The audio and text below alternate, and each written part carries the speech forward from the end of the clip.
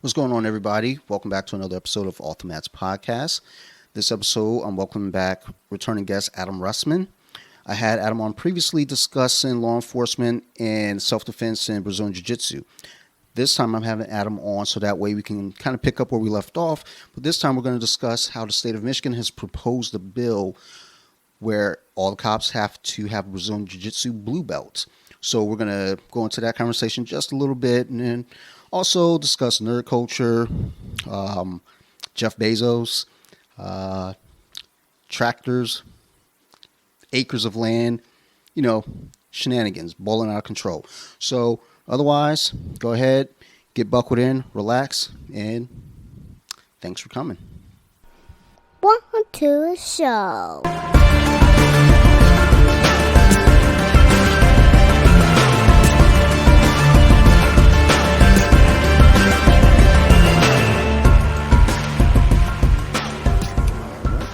Settings here. All right, perfect. However it works. All right, we're good to go. We're live right now. What's going on? Like my little avatar there. Oh, nice. Little purple spaceman. No big deal. Every time you talk, it throbs. It's that little warm. There you go. Kind of suggestive. All right. Well, the wife's been out of town for a week, so I've been a little ronery. You want to come out to the country?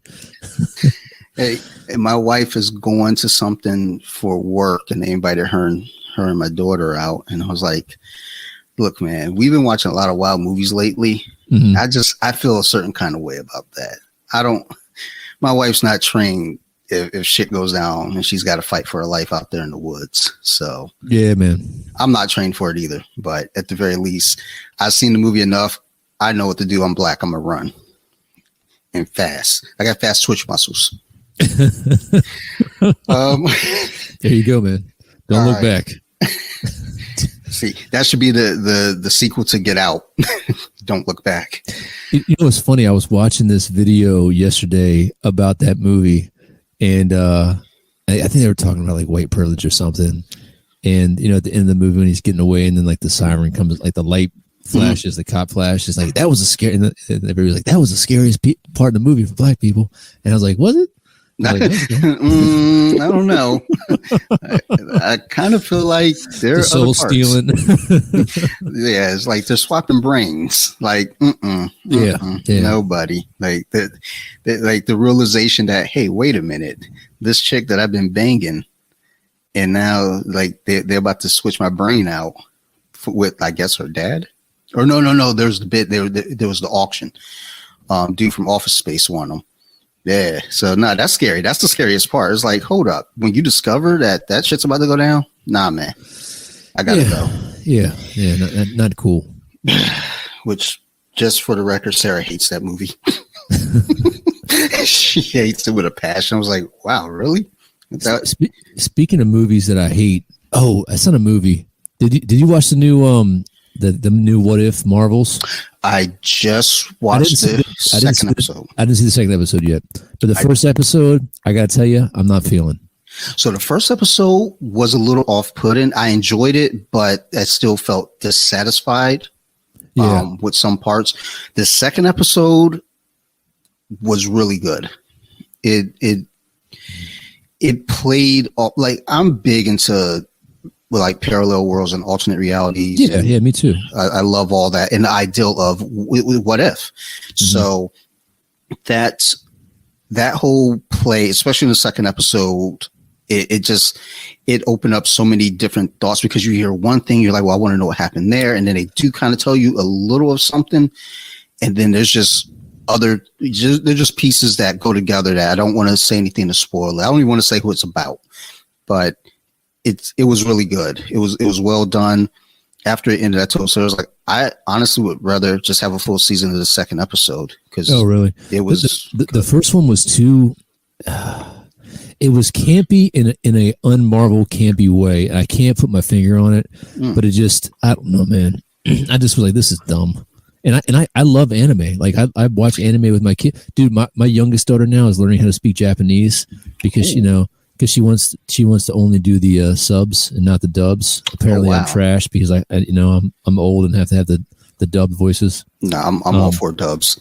Yeah, I can't be, dude. I can't watch this and look at my phone at the same time. You know, I need to hear what they're saying. Yeah. Anyway, she's learning. She got some app and she's been like learning Japanese, which is fucking nuts. So Dude, maybe that won't be all right after all. What'd you think of Black Widow? I didn't hate it. It was 4 years too late. It was a fun action movie. I would if that would have come in the way that it was all laid out, if that would have come out after Civil War, and then even with the post credit being what it was, that would have just put Marvel on its head. It would have put the fans on their asses. Were like, oh shit, like wait a minute, she's dead, and like having not seen anything yet to know how it gets there. Yeah, that's a good point. So I would have loved it if that movie had come out earlier and then they dropped those things in there. Versus, I feel like them doing this movie is kind of one of those, you've got enough people complaining and saying they want a movie. All right, I guess we owe it to you. We'll go ahead and give you this movie. And it wasn't a bad movie. It just wasn't, it doesn't fit. It just has no real place. I could be wrong. The stories might carry on, continue somewhere. I mean, we obviously know that it will, but yeah, I mean, we have the multiverse now, so they could always do something else with her if they wanted to. I just felt like, you know what, giant green rage monsters, suits of armor, nanotechnology, magic hammers and shit like that. I don't have an issue with that, but for some reason, like that movie was supposed to be kind of more grounded in reality, and it just went too far. It was as we said back in the day, it just went too RAF. Yep. And I was like, does anybody feel like this is just too much? Like the car chase was too much, the fights were too much, the explosions were too much, falling out of the sky was too much. The skydiving fight was just all too much. And I'm just like, I mean, I get it that she's a badass, bro. Like I'm with you, and I even like the comic book version when she's kind of like a super soldier in her own right. But I got it was sensory overload, and I was kind of off. I don't know. Yeah. There are things about it that just didn't feel right. Like just little things though that if you're watching the Fast and the Furious movies, this falls right in place and it feels like, okay, this is right. But I'm watching a Marvel movie where yes, we suspend disbelief, but there's some things where it's just like, okay, yeah, we're fine with a giant purple monster with stones from the universe. Oh, I'm sorry. What are you talking about?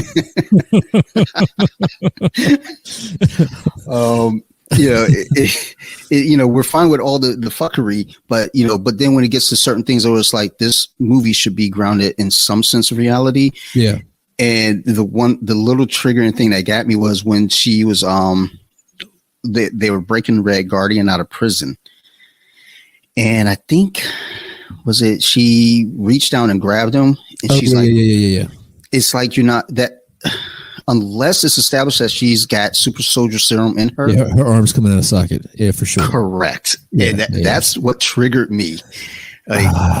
See, this is where I'm a bad person. This is like, listen, man, I've got 3 daughters. I'm all about and I've had a couple females that were like badass good fighters. I mean, but they weren't 120-pound women. You know what I'm saying? Correct. They were like 170 and almost 6 feet tall. And I get I get so tired of seeing like this 90-pound woman throwing this 300 pounds. Like the physics aren't there. I don't know, man. You probably get more aggravated about my big thing is when I'm watching a show and somebody's got poor trigger control or yes. Flagging the weapon around the corner or something stupid. But I mean, it's just, I'm like, oh God, this is so fucking dumb. What always gets me is, and this kind of goes back to just females in my life, because I want everyone learning some sort of self-defense, whether it be jiu-jitsu, Krav Maga, I don't care. Learn for sure. how to at least defend yourself. And I have friends that are like, well, I'm scrappy, I'm tough. And it's like, look, I train with a woman who's 145 pounds. She's trained. And inside the rule set, she beats the shit out of me every single time. I have a hard time. Yeah. And this is a trained woman. She couldn't choke you. Like, she could probably choke you. You know yes. what I mean?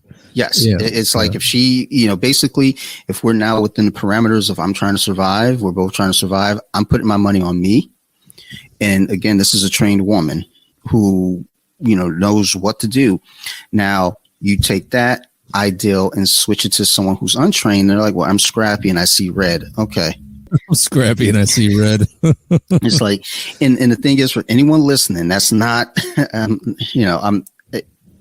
I'm not saying, that, women can't fight. They can't defend themselves. No, I'm saying the ones who, with no training, just think like, well, I'm tough and I can do this. Good. I'm glad you're confident in yourself. And I applaud that confidence, but let's get into realism. And the fact is, if you're going against a dude, trained or untrained, you're not, that scrappiness can be nullified very quickly. I hear that a lot with people who are like, I'm talking like bite dogs and shit like that. And like, oh, I'd fuck up a dog.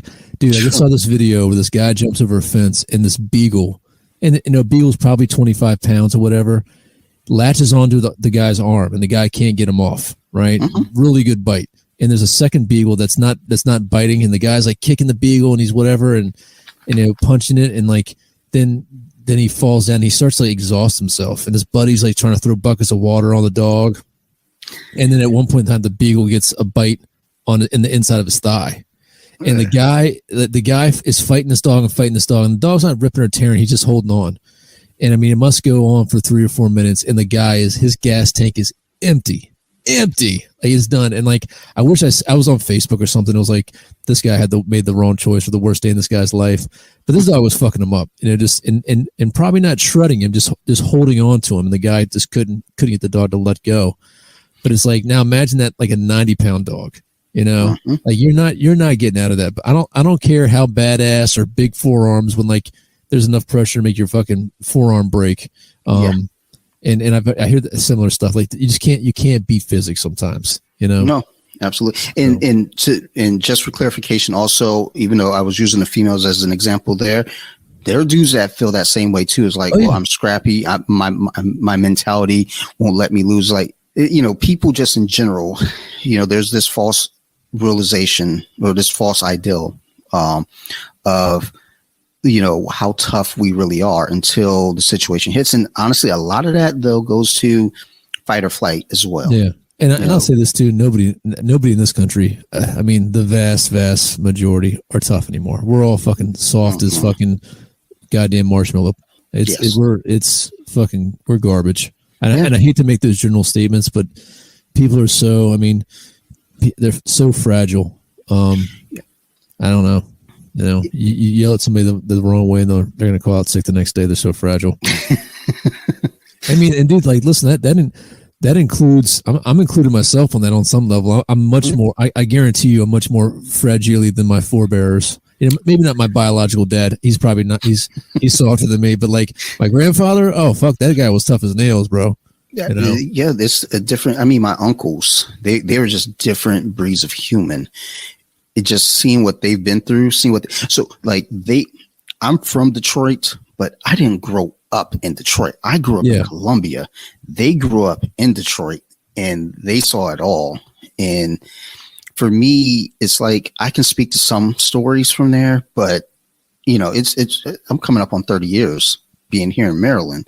Yeah. So for me to say, oh, I'm from Detroit, like, yeah, I was born there. I spent time there as a kid. I lived in Flint, but my uncles, they know a whole different side of Detroit. Yeah.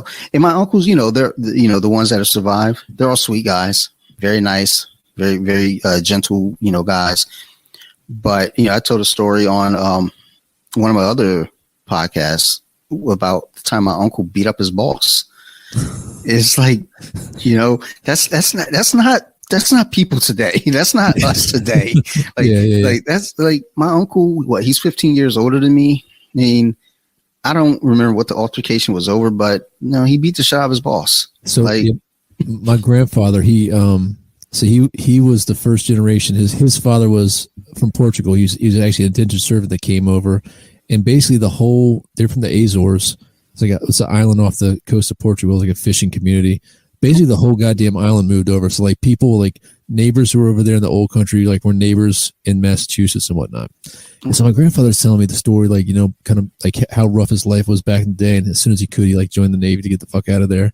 Like, you know, if he came home dirty, like the old man was beating the family, you know what I mean? That like, he's a rough dude. And he told me this wild fucking story about some, like, I guess it was like a pedophile or something, like sexually assaulted some kids in the town. Like, keep in mind, this is like 1940, like 1945. And like the town fucking killed this guy. Like they fucking like disappeared his body into the woods. I'm like, what? And like, he told me this, he died like maybe 2 years ago. He told me this like maybe a year before he died. And I don't know where it came up. It's like, yeah, we had a situation, you know, when I was growing up yeah, they got rid of him. I'm like, what do you mean they got rid of him? Like, he just went into the woods and didn't come back. I'm like, did they fucking like this town like murdered this guy? Like that was like some normal shit back in the day. Like, holy fuck, Jesus Christ. Yeah, man. Anyway. Different times, man. It's like now, you know, it's handled differently. See, he was born in 1928, so this might have been like 1938 because I think he told me he was like 10 years old or some shit like that. Yeesh. I mean, but hey, you know, that's just like we said, like people today are a lot softer than people, like men and women and children. Yeah. I don't think we need to go back to that world. I think we're good where we're at. We need to find that nice balance. You know what I mean? That's what I always say. There's a middle ground that we all need to find, where we don't need to be, you know, super soft on everything now, but we do have to, you know, have some backbone, but we don't have to be the sternest of the stern. Yeah. But we have to stand our ground. I think there's some need for conflict, for physical and,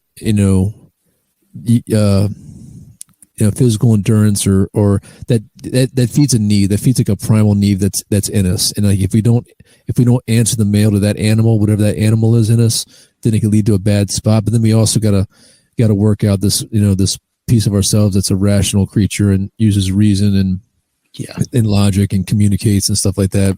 You gotta balance out that, I call it the evil monkey part, because we all have that evil monkey in us someplace. Like, remember, like, what is it? 2001, when the monkeys are like killing each other in the monolith combs. You ever seen that movie? No, I don't think I. So it's you need. It's been on. It's a Stanley Kubrick film, I think. Yeah, 2001, Space Odyssey. Yep. So at the very beginning, for those of you who haven't watched it, because it's an old ass fucking movie. Like, there's like these. They're not chimps, but they're like proto humans, right? And they're fighting with these other humans, and then one like picks up like a bone or something, and they go and beat this other tribe, and they just beat the fuck out of these. And the next day they wake up and there's like a monolith there, like this alien civilization, but it's marking them using technology, because they use the bones to kill the other monkeys. But it's just a funny scene because of course it's all like people in these fucking stupid ass looking costumes. I mean, I guess by today's standards, but they're just like going crazy, just like flailing arms and shit. So I don't know how we got on talking about Stanley Kubrick's evil monkeys. But actually, every time I speak with you, I come away with something that I got to go watch or read now. What was your homework last time? Do you remember? A Brave New World and Animal Did Farm. You read it? So I have them on audiobook. I started them. I got at least Brave New World. I started. Animal Farm, I was actually just flipping through my Audible the other day. I was like, oh shit, I got to get back to these. Animal Farm is short as fuck though. You can knock that out like in a day and a half. Yeah, I probably should have started with that. A lot of these audiobooks that I pick up, I try to, because I think about podcasts I listen to, usually about 3 hours long. So when I look for audiobooks, I'm looking in that same window, like 3 hours to 10 hours in that window, because that's a week for me. Just kind of running around work. So. But I'm aware of 2001: Space Odyssey. I've always seen like clips. I don't believe I've ever actually sat down and watched it. But it's on the list now. So next time we talk, I'll give you a book report. But that kind of all kind of brings us to the point right here, though. As we're talking about society and people and softness and find a middle ground. Big part of having you on this episode was really to discuss the state of Michigan in their requirements for their police officers to have I don't know if it's been fully passed, but I know it was proposed. Yeah, it's proposed and they're voting. And I think we talked a little bit about this last time. Because I think Joe Rogan brought this up. And I want to circle back to Joe Rogan. Do you listen to that episode with the Korean lady from North Korea? Absolutely. Oh my God. We don't talk about that right now, but yeah. So, your home state, man, right? That's kind of funny. You need to go back there and be the Brazilian jiu-jitsu trainer or some shit. Don't do that. Maryland's awesome. Like I think I said before, I'm interested to see somebody try something like that. I mean, I think it'll be good. Being like a supervisor and like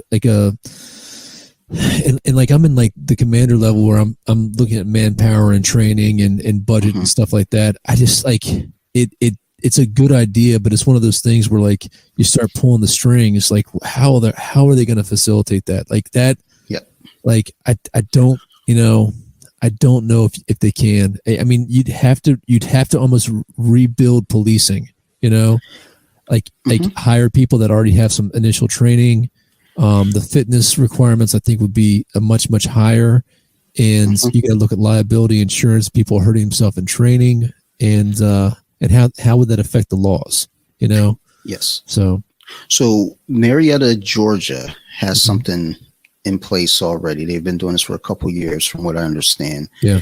So I don't believe they have a belt rank attached to it. Because this one's a blue belt or a purple belt, right? So for Michigan, they said blue belt. Now the problem with that is, blue belt, you don't just walk in and grab a blue belt in 6 months. Some people can. There have been people who walked in, got their blue belt very, very quickly. But the average person coming off the streets or, anyone really, blue belt, you're looking at least a year, at least. Yeah. If not a year and a half to 2. So let me set a stage for you, right? So let's take a guy like me. All right. So I've done some form of martial arts for the majority of my childhood and up to my early 20s. I'm in relatively good shape. I've done some defensive tactics and everything. How long would it take me, and how many hours per day, per week, or whatever would I need to get to that level? So for you, with your background already in martial arts, because I think that's huge, just having that mindset and understanding, kind of that ladder climb and the determination to get to the next level, and the understanding that plays heavily in cutting down your time to, getting your blue belt, and just that understanding. Now, as far as time per week, I know for Michigan, they're talking about, or it might be the Marietta, Georgia, 1 hour per week, which I just don't think is realistic. I think, using you as the example, I would say at least, 3 hours at least per week. That could be Monday, Wednesday, Friday, And even when you do it, I mean, I would assume you do more than an hour class, or if you look up like warming up and cooling down and, getting there and getting all your shit ready or whatever, you're looking at least 90 minutes. You know what I mean? So yeah, for like competition classes, I know a lot of them go 90 minutes because you're doing your warm up, you go through your technique and you drill that for a half hour in itself, half hour, 45 minutes. And then you spend the last half hour sparring. So in this regard, as far as training law enforcement, I think you can kind of shave that and still stick with the hour. Yeah. I would think, because the big thing is really kind of ironing out your technique and just drilling those techniques over and over and over and over. Now, again, it's going to be different because you're not really looking at like us. We have competition training, so we're looking at if we're having to fight from bottom, throwing up a triangle or omoplata, or just starting from bizarre positions like worm guard or something. But for police officers, I think a big component there is going to be control. Yeah, and not so much submissions as far as like stopping somebody, but really just control points. and knowing like, look, if you do have to put somebody out, or put them down, not out necessarily, but you can get mount and hold them in place. You can get their back and hold them in place. You can get fat boy mount and hold them in place without hurting anyone. You can get we already kind of do that in most schools. I mean, most academies you're doing defensive tactics anyway. Mm-hmm. So I wonder if they're just, are they making that equivalent, and I just did some quick math, right? And just a point of reference. So I would estimate just the overtime payment. If you're paying somebody time and a half, or if you're paying somebody just straight time, it would be $8,000 to $12,000 a year per officer. That's just the time that they're working, right? Mm-hmm. That doesn't include what, the equipments, any insurance, any trainers, the training department, their salaries to be there, the facilities, the rent the space or whatever else. So, I mean, if you talk about like right around here, we have like where I live, there's some pretty small like departments, right? And let's say that, I'm in Maryland still, but like Pennsylvania's like 15 minutes away, right? Mm-hmm. So I know some guys that worked up there, and they have a department of like, maybe 9 or 10 officers, right? So, I mean, that's $120,000, worth of training to put on a department that like a small department. That's fucking crazy, and they're probably not making as much as your average officer. I mean, you go to some of these places, like, if you're a cop in New York City, you're a cop down in DC, you're making some pretty good money. Yeah. Those guys are making pretty good money.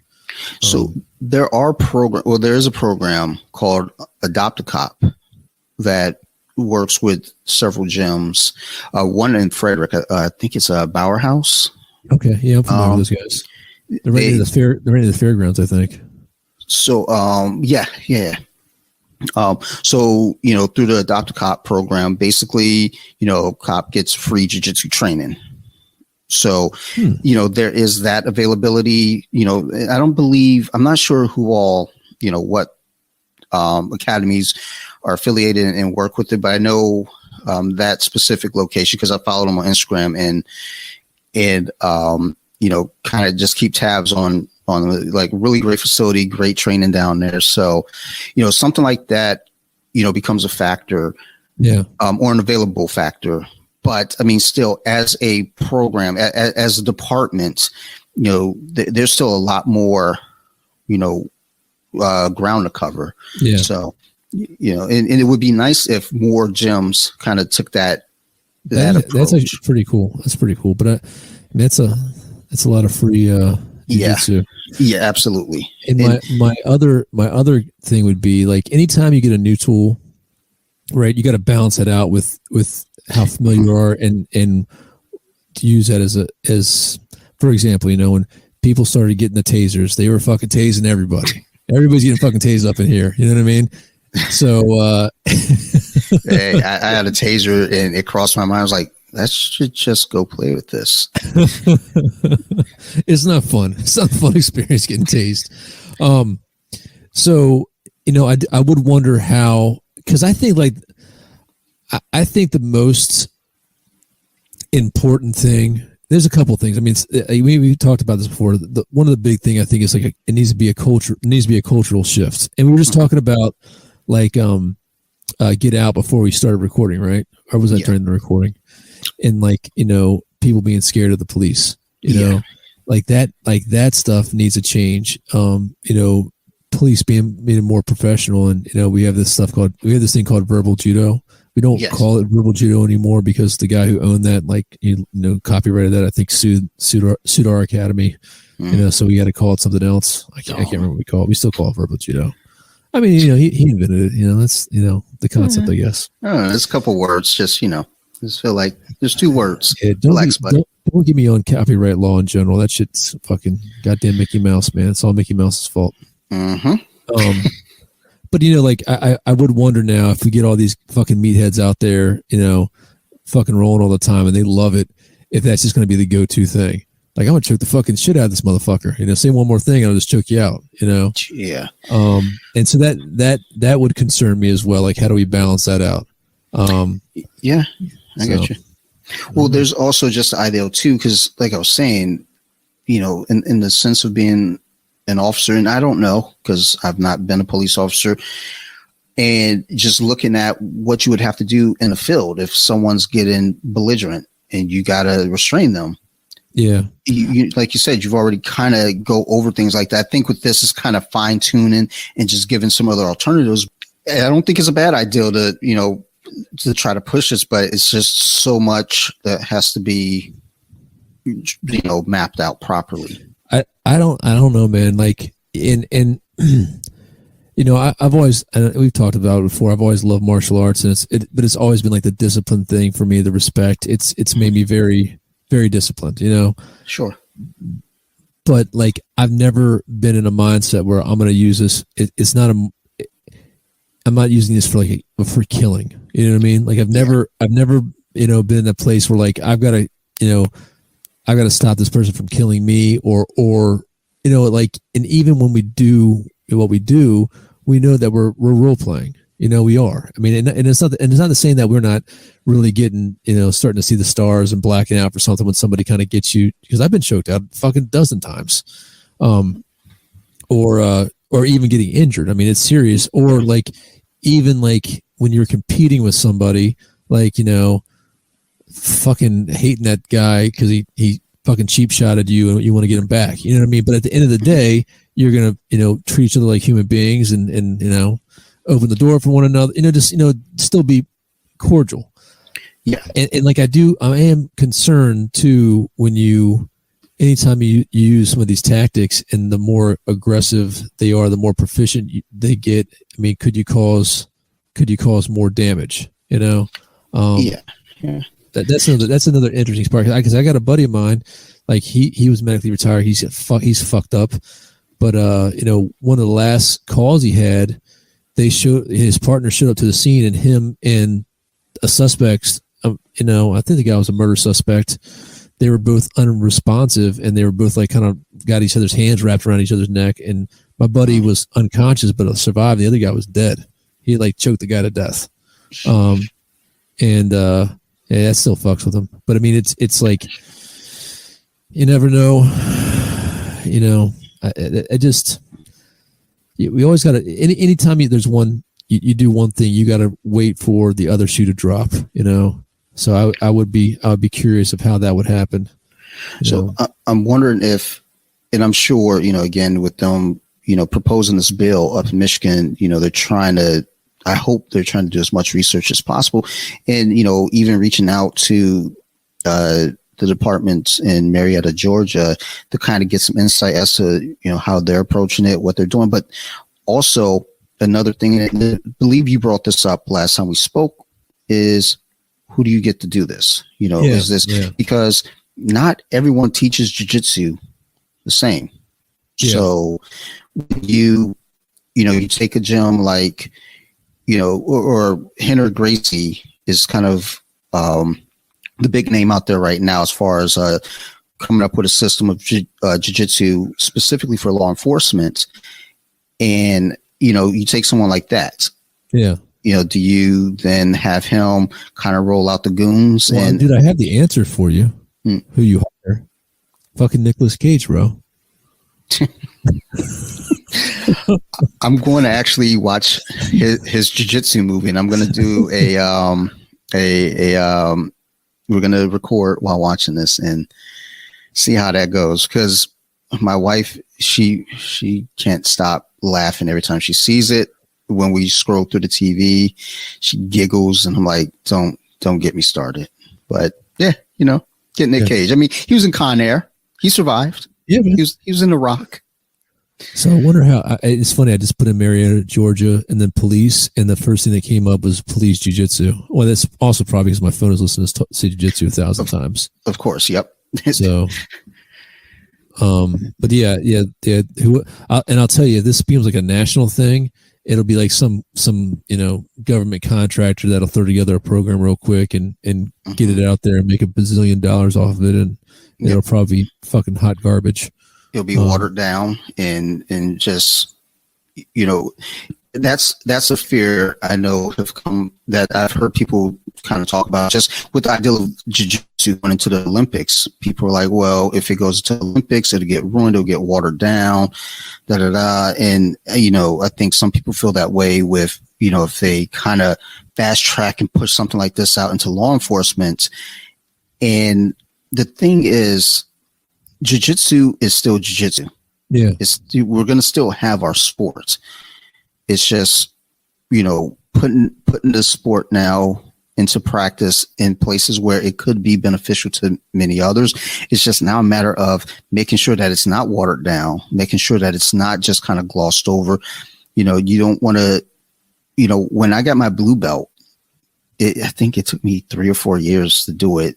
And, granted, my training was on and off, so I wasn't consistent. But even with that, it wasn't just like they gave me a blue belt. Even when I posted it, people were telling me, it was like, dude, getting a blue belt from Danny Ives isn't an easy thing.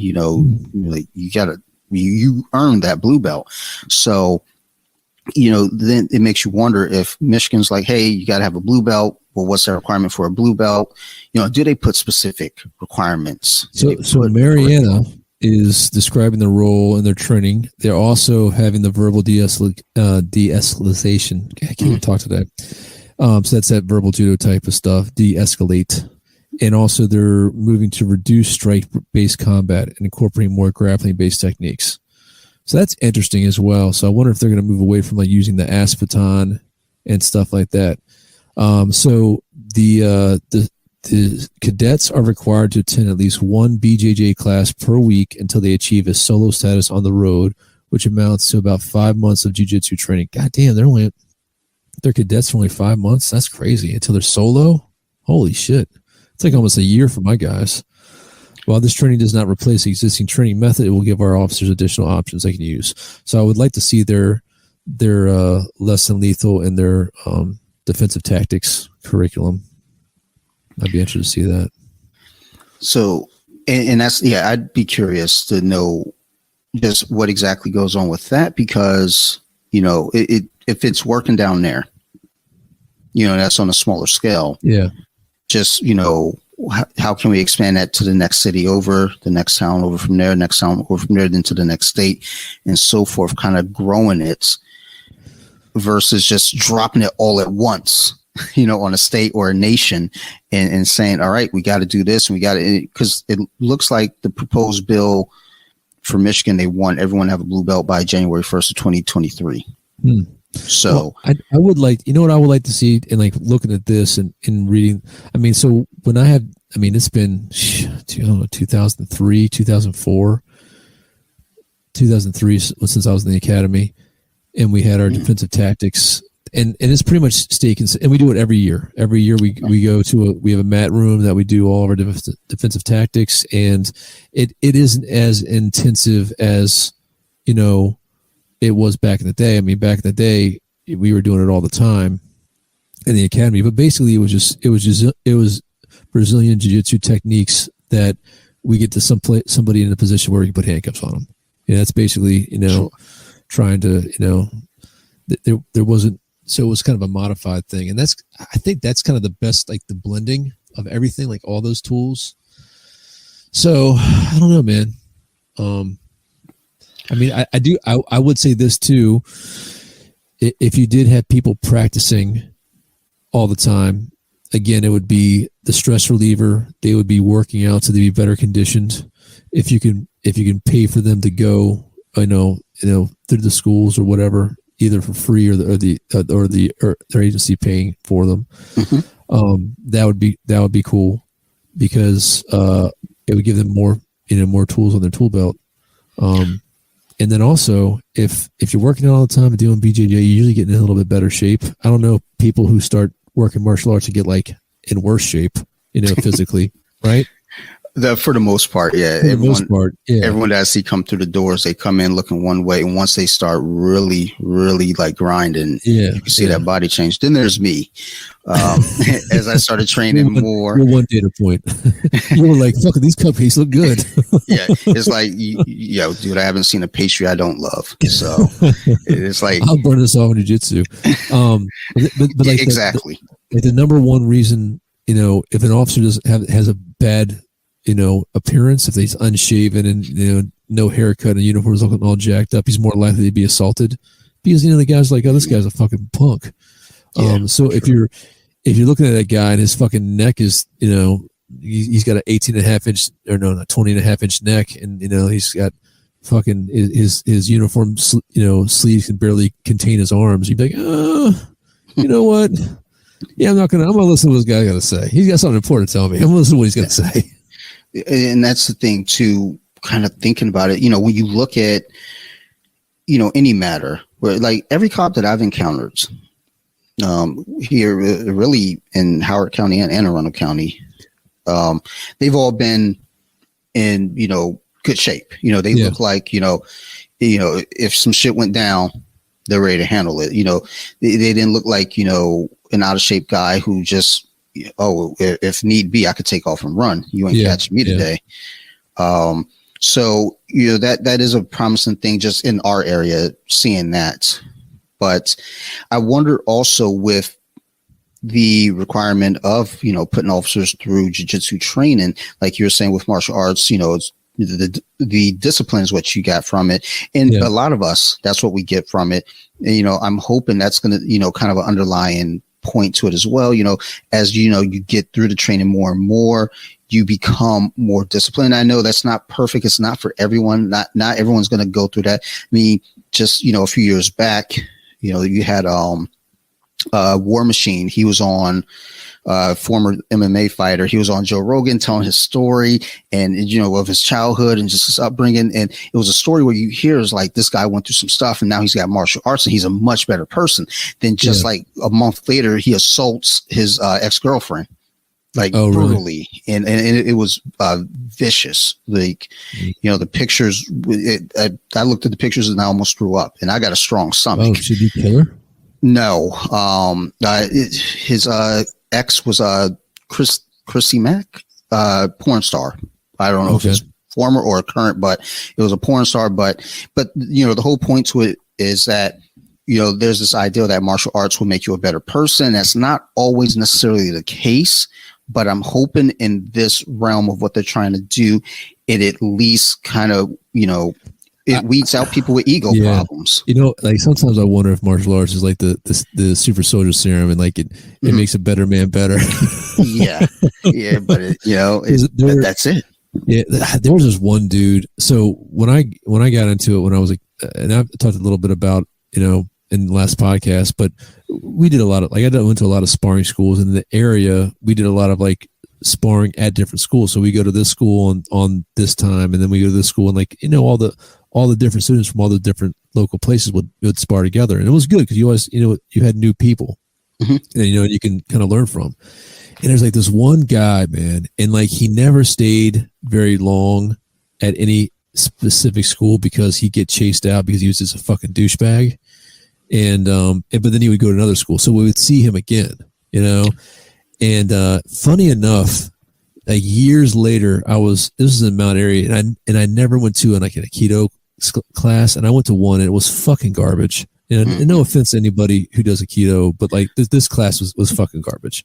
It was all that like, well do this, and like this guy was like grabbing. He's like, well, you're not being grabbed right. I'm like, dude, I'm not gonna, it was just fucking stupid. None of his techniques worked on me. You know what I mean? Yeah. And he's like, you just have very flexible wrists and shoulders.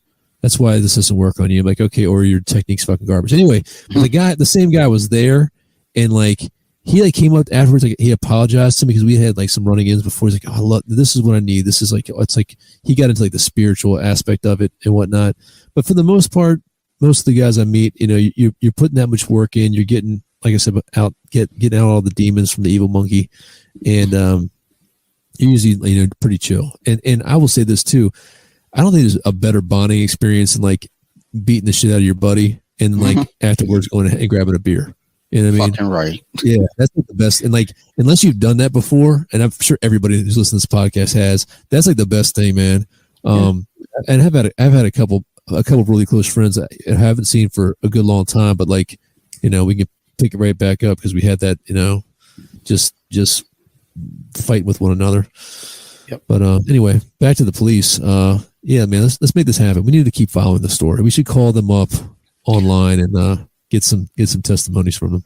So yeah, I think what I'm going to do, to maybe take my podcast game up a notch and reach out to someone from Marietta and see if I can get, a little bit more insight on it, because, I am very curious to see how it's working down there for them, just firsthand. It's got to be on Spotify. Marietta, Georgia has 490 sworn police officers. That's a pretty decent sized department. Yeah. It's good.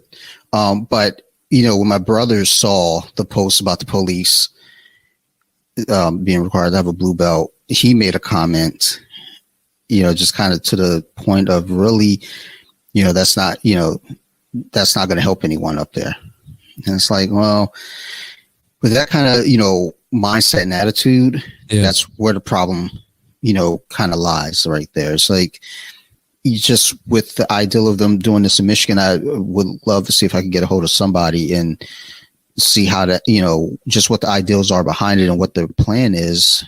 And, just like you said, let's keep tabs on this story, because there's more to come, I'm sure, whether it gets passed or not. Because I haven't seen anything about it saying that it's been passed. I just saw that it was proposed. So somebody was a fan of Joe Rogan podcast, bro. I'm telling you, that's what it is. Yeah. So one of the articles, or actually knows the Adopt a Cop site that I just looked at, they're talking about Andrew Yang and his proposal for all cops having a purple belt, which I think is far intense. Yeah. So what's the amount of time for a purple belt? If I'm going to three 90-minute classes a week. So let's say you realistically, I'm not a complete idiot. You should, relatively good shape. So using you as the example, you should probably see your blue belt probably in about a year. Okay. Purple belt, from what I understand and what I feel, is the hardest belt to get to. It's just like, because once you get the blue, it's really about, white belt to blue belt is really about just knowing how not to be a spaz, knowing how to defend yourself. And then also starting, once you get into that blue belt pocket, now you're starting to string things together. You're starting to, really get a feel for your own movements as well as your opponent and your partner's movements, and then, that takes some time, because, there's no set recipe for it. I'm still trying to figure it out. So, and once, they start opening the gyms back up, my first thought was, because I got my blue belt a year before COVID hit. And, I was kind of I had some momentum going with me. I was feeling good. Once COVID hit, everything shuts down. And then that's everyone, not just me. But I remember during that time thinking, it was like, I don't want to be that blue belt that quits, because that's always the joke. Blue belts quit. But I also had this on my head. It's like, dude, I'm so fucking far from purple belt. Like how am I going to do this? And, it's just. So you think that Andrew Yang knew what he was talking about? He's like, let's go purple. What colors are there? Purple. I like purple. Let's go with purple. So he trains, and I believe he is a purple belt. Okay. I believe. I'm not sure. Take it back, Andrew. Probably whoop my ass. But he, I think with him saying, they should have a purple belt was just kind of a snap reaction, and thinking like, look, by purple belt, you should legitimately know what you are doing. Like blue belt, how not, for the most part, how not to hurt someone. Yeah. I'll tell you, man, you know what I think the solution is to a lot of these police issues? There's a couple. I mean, one is obviously a cultural one. And what I mean by that is that a lot of people are trained to fear the police, right? Yes. And I see it all, and this isn't like a racial thing, because I see it happen all the time. It doesn't matter, white, black, or blue. Somebody's like, hey, little Johnny, if you don't behave, I'll have the policeman take you away. And I've actually corrected, and I've had it happen to me more than once, and I've corrected people more than once. Like, yes. Excuse me, man, you're teaching your son, not to like police. And then one day when he might not, need a police officer, he's going to fear them. So, I think, and it's funny, like when people are scared of you, or they're really scared, it makes everybody uneasy. And I see this the most, like when I'm doing dog training. Like, so like I got a German Shepherd right now. He's like 94, 98 pounds, and he's friendly as fuck. You coming in there now, he's going to shove his nose directly in your crotch when he first says hi. It's just a problem he's got. I don't know why it is, but it's cancer check. You make sure you're healthy. You know what I mean? Every time I meet a dog, they tend to put their nose right in my crotch, and it makes like I'm always like, yo, am I okay? Because like, dude, it's not you. It's definitely him. He does it. He gooses my wife. Like whenever she walks by, his nose is going right to her butt. Like whoop. And it may be her fault for always wearing yoga pants. He doesn't do it to me, but because I guess I'm tall, but he will do it to me every once in a while. Anyway, but he's very friendly. But I mean, you put him on a back tie, you agitate him with the sleeve, and he's like fucking, pink gums showing, teeth are nose wrinkled, foaming at the mouth. And a buddy of mine, he's actually a BJJ guy himself. I should get him to, I should introduce you guys. He's never seen him do any bite work. So we were like, actually, I was fucking around with him yesterday. He's like, he's such a good dog, man. I know. And he's like, I don't understand why you're so cautious with him, or, because you got to be an alpha. You got to be in charge. And he seems very docile and very chill. Like, oh no, dude, he's got you fooled because he's a fucking monster. If it turns on, these guys can be fucking wolves.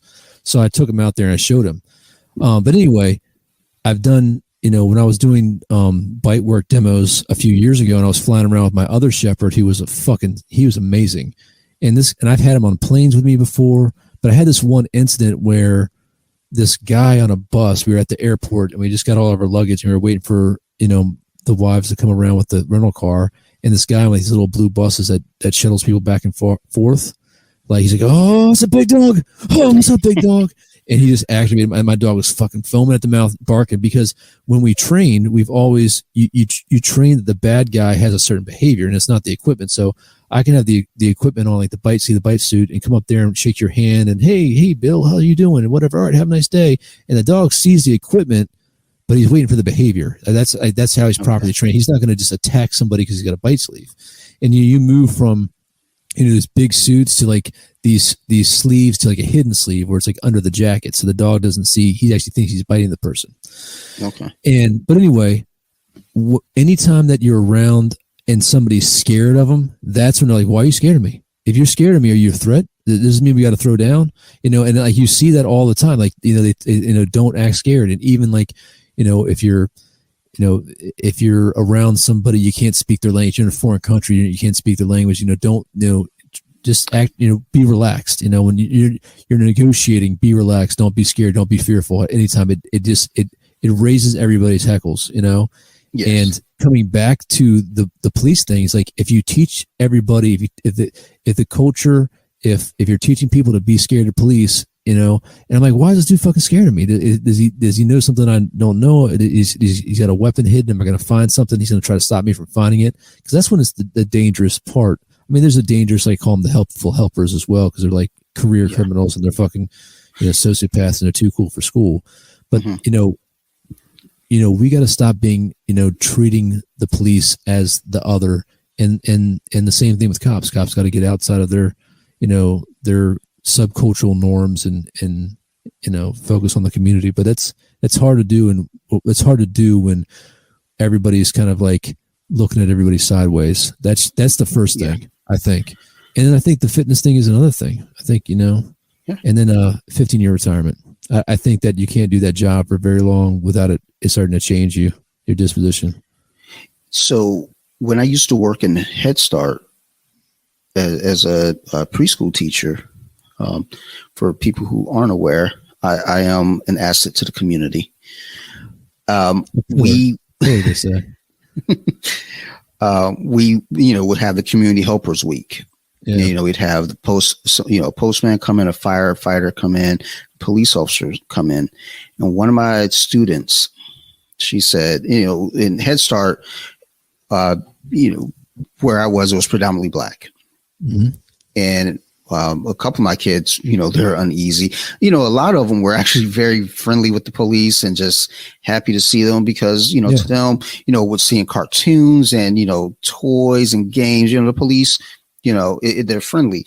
But one of my little girls, she says to the police officer, because she was a bold little one, says, "My mom told me that you're the bad guy." Mm-hmm. And man, like when she said that, my co-teacher looked at me and was like, "Don't look at me. You the lead. I don't know what to say here." Like, I'm just as shocked as you are. But, having that beginning step like that doesn't help. Me growing up, I was never told one word or the other how to feel around police. As a kid, most police interactions that I had seen weren't necessarily the most positive, but, I was kind of detached from that just as a kid. I didn't think anything of it. I didn't think, these guys are the bad guys because I already saw the situation before they got there. And it's like, hey, this is some bad shit going on. They fighting over crack pipes over here. So this can't be good. Hide your husband, hide your kids. I had a very interesting situation. I don't know if I told you about this last time or not. I feel like I'm repeating myself on some of these things. But I was a young officer. I mean, I might have been, I was probably 23 years old, and I was in a parking lot of like a shopping center. I don't know if I was getting food or whatever, but I was coming up and there was this young family. I mean, mom and dad, if they were 20, I would have been surprised. Right. But it was definitely a family, and they had a little baby. I mean, like 2, 3-ish at the most. It's hard. I didn't have kids at the time, so it's hard to me to kind of judge it. You know what I mean? Sure. But I mean, very small. Like dad was like leaning down to hold the kid's hand, and they were not at a crosswalk. They were kind of like at an island. They were standing like on the curb of an island, and I was coming up, and I don't think I was in a marked cruiser. So like it was all white, and you had the spotlight, but I was probably a slick. I might have had something. It might have been a slick top. It doesn't matter. But I mean, my windows were all open. You could plainly see, it was bright day. You can plainly see I'm in uniform and whatever. And I waved them over to stop traffic so they can cross because there was no crosswalk. And the little girl looked at me and sneered this evil sneer and said, "Fucking cop." Wow. Dad looked up and kind of chuckled and kept on walking. You know what I mean? And I was like, "Oh, dude, that was like a heart sinking moment." I was like, "Holy fuck." That shit, I didn't even think that shit was real, So that was I've had some other I've had some great experiences with folks. I've had some very troublesome experiences. I've had, I've been on the scenes of murders. We just recently lost another officer that was murdered. Somebody just came up and fucking ambushed him out of nowhere, unprovoked. Some crazy dude killed him. Yeah. So, so you never know. I've had guys that I've arrested tell me "Oh yeah, I was about to get you." You didn't know. I just, I was leaning very forward in the vehicle and he was about to try to stab me in the neck or some shit. And it's and I'm a fucking trusting person and want to, optimistic, want to believe the best in everybody and try not to judge people and know that sometimes people are fucking a product of their environment and their traumas and shit. That's why they're, but then every once in a while you meet a motherfucker and be "Oh, that guy's just got the devil in him." You know what I mean? I know a few people make me believe in fucking demon possession because they're so goddamn evil. But yeah, dude, it's, and I don't know if that child who grew up in that environment where not only the parents, thought it was cute for them to say fucking at the age of 2 or 3, but to view law enforcement that way or authority figures in general, if they're ever going to grow up in an environment that's going to offer them an opportunity to have a paradigm shift, Sure. So this wasn't the best neighborhood, wasn't the best, the best area. I mean, it wasn't a low income, but it wasn't it was one of those areas where oh, you had a pretty decent neighborhood over here and a pretty decent neighborhood there, but in the neighborhood over there in that neighborhood, not so nice. Mm-hmm. And people get kind of trapped in that. So it fucking sucks, man. It really does. I mean, there's just, like you said earlier, there's just, the culture has to change and on all sides. Oh yeah, for sure. You have to have people, not feel like there's this mistrust or fear of the police, but on the other side of it though too, and it's hard because, like you said, you're in a situation where, you could have been stabbed.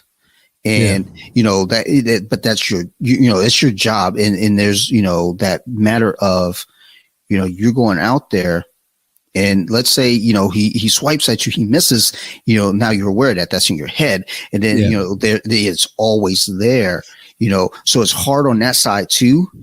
But at the same time, still like, okay, that preconceived notion has to come away as well. You can't just assume just because they're dressed this way, they behave this way. And, on the other side, you can't just assume because they're, the boys in blue, they're the bad guys. I mean, it's funny, man. Like there's little things like in the Commonwealth of Virginia, they just recently changed some of the primary offenses for pulling people over. And one was like shit hanging from people's rear view mirror. Mm-hmm. Right. So people would hang those like air fresheners. Right. Yeah. And I will tell you, and I wasn't a patrol officer for very long. For like I was on the road for like 3 years before my career took me into other options. And, but I will tell you, like, I couldn't give you a percentage, but I would say it's in the 90s of like, if I pulled over a car and there was like 5 or 6 of those things hanging from the vehicle. And I'm talking about like they left the old ones on there. Yes. There'd always be drugs in the car, man.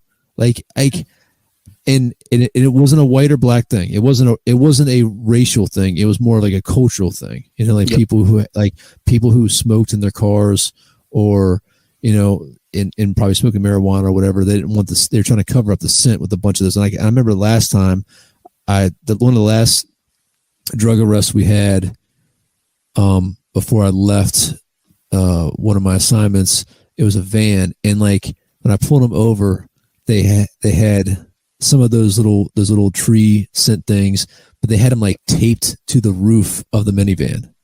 So they were all over the minivan. Like they were, there had to be 50 or 60, right? Just air fresheners, the little tree shaped ones taped. I'm like, what the fuck? And I'm like, oh, there's definitely drugs in this car.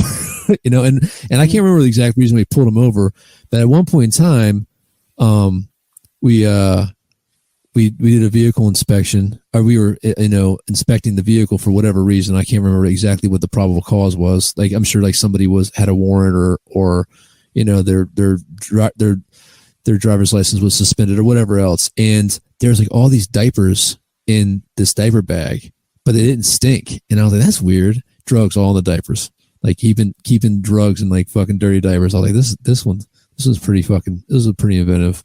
But like, yeah, I do see like, people say, oh, you're profiling. It's like, well, I mean, it's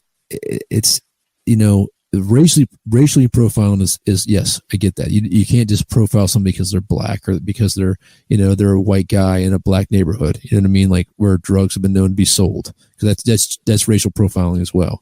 But there are things that people kind of like pick up on that becomes like intuition, because like humans are very good at like looking at patterns, and people always behave in the same way. Like when I did my like interview and interrogation courses, we do like kind of like lie detecting, right? And in our training, it's really amazing. You'll see these real interviews that became interrogation once you find like the suspect who you think who did it, and you're trying to get them to confess. But there's only a few ways that people lie, and they always lie the same way. There's a couple like key giveaways. It's cross-cultural, cross-racial. And like, I'll give you one, for example, like somebody will like, it's an admission, but they're saying in a certain ways, like, Jim, I know you stole the money. I did? Like one of those, like they answer the questions, and then they'll show you like 15 different clips of 15 interviews, and everybody, like white man saying it the same way, black woman saying the same way, Hispanic man saying it the same way, black male saying the same way. And like, it could be the most fucked up shit. Like, oh, we know you raped your daughter. I did? Question mark. But it's just one of those things. It's like kind of a giveaway that they, or how, they try to qualify, make a qualifying statement the same way. But it's like, the lesson is that people always lie the same way. They always show deception the same way, or in a pocket of the same way. And so when you kind of like have the experience and you kind of lock onto that, you may not even know what it is. It's just kind of instinct. But then people project onto like, oh, well, the cops are using tactics to racially profile and arrest my client or whatever. But your client had the drugs on him, man. I mean, like, it's not like, you're trying to get out on a technicality, and that's the part that gets really aggravating. It's like, you got to play the game by the exact rules or they get away with it. The bad guy gets away with it. And then at a certain part, you're like, hey, that's not my job. That's the prosecutor's job. I do everything I need to do by the book and whatever. And if it goes to court and it drops or whatever, that's not on me anymore. So that's got to be, just kind of a disheartening thing, though. Just seeing it like in movies or a TV show or something where, someone commits a horrible crime and it's like, okay, well, wait, you can't. Well, wait a minute, you're letting them walk? It's like, well, yeah, they got off on a technicality or, just something. Or they plead out, Yeah. I've always had, I remember being a kid and, not a kid, like a teenager in school. I remember I used to want to be a lawyer and I watched The Devil's Advocate and just that made me not want to be a lawyer. Yeah. But watching that movie made me really rethink just what I wanted to do, which, just thinking about it's like, look, you might end up, well, I guess if you're a defense attorney, but I didn't, that wasn't something that was in my mind. It was just like, you're defending a bad guy. Yeah. And not only that though, if, you're on the other side of it, you're going against somebody that's defending a bad guy and then they get off on some bullshit. That's infuriating. Yeah. Because it's like, this is someone who's doing something wrong or they plead out. And it's like, no, I told my wife back, when I got the DUI, before we got married, I got the DUI. Yeah. And I was like, look, if they locked me up for a year, if they hit me with the full extent of everything, I would have been okay with it because that's the law. Yeah. And maybe I think different than everybody else. I don't know. But, a crime is a crime and the punishment is what it is. So, if I did wrong, I deserve to be punished for it. Yeah. So I don't know. I think that, so I'm in a position now where I'm in my job, I'm like a deciding official when it comes to terminations.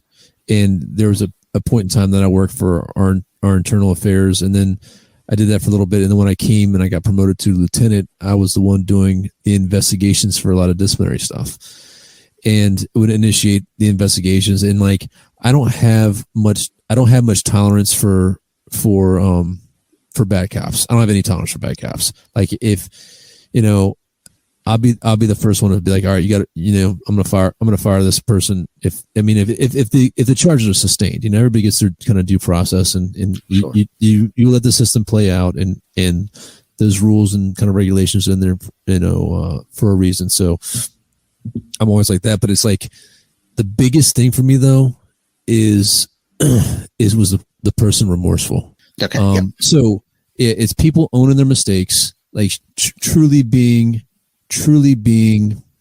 remorseful, and also the judges and like the courts being able to make a judgment and not have some pre-prescribed fucking rules of engagement of what the there's like this judge in like Connecticut or something. I see him on YouTube. He's like an older white dude, really, like, he's got big glasses on, very nice. But he's like the kind of guy that you tell him like his sob story and he's like, oh, so you got $1,000 tickets? He's like, you know what? You look like a nice person. You don't want to do it again. Don't do it again. And like people are crying and everything. Like, oh, thanks, Judge, for helping me out. Like, but he and I don't think people are in there bullshitting him. I think they're like he really wants to listen to their story. He wants to understand they're kind of a victim of circumstance. Sometimes I'll get into the victim story shit later. But like he's able to look at all the facts, the totality of the facts, and be like, okay, listen, this happened and this happened and that led to this. That was kind of outside your control. So this cascade of events that put you in this predicament, you made a mistake here. So I'm going to have you pay that mistake. So you give me $50 for the first ticket and you have a nice day, but unfortunately it's become a machine. It's become a business and you take the humanity out of it. And it's just fucking horrible, man. That's what happens when we get too big. There's like too many people. You can't deal with it, I was saying to my wife the other day, and really to my manager, we're all sitting around, and I was saying it's right now where we are in the world. 7.8 billion people.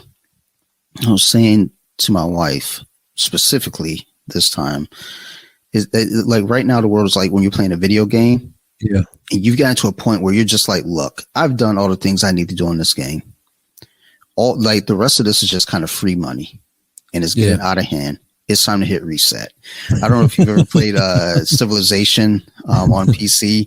Like I would always on that game get to the year 2020. This was back in like the late 90s. I get the year 2020. By that point, we the space race is in full effect. We found extraterrestrials. Nuclear war is going off. Little did you know how much 2020 was really just going to suck. Yeah, holy shit. Like that game, like there's so many points of that game where it's like, oh my God, did I make this happen? But it, so from that point, I just reset. I'm like, all right, time to, start over from, 1 BC and rock and roll. But we've gotten too big for our own good as a world. We just got, these machines in motion where, our, politicians are controlled by corporations. We got billionaires going to space for funsies. Right. Meanwhile, his company in the warehouse, people are fucking, his delivery drivers have to piss in bottles because they're on a timer.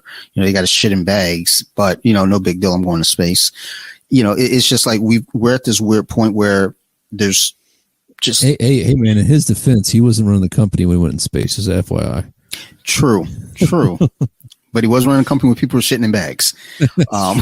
But and that's the thing. I'm not going to knock him too much because I got, his TV device on in the background. Yeah, because tomorrow your fucking Amazon Prime shipment is going to get in. Actually, I got 2 action figures coming in. They should be on the doorstep now. So I'll say, I will say this, man.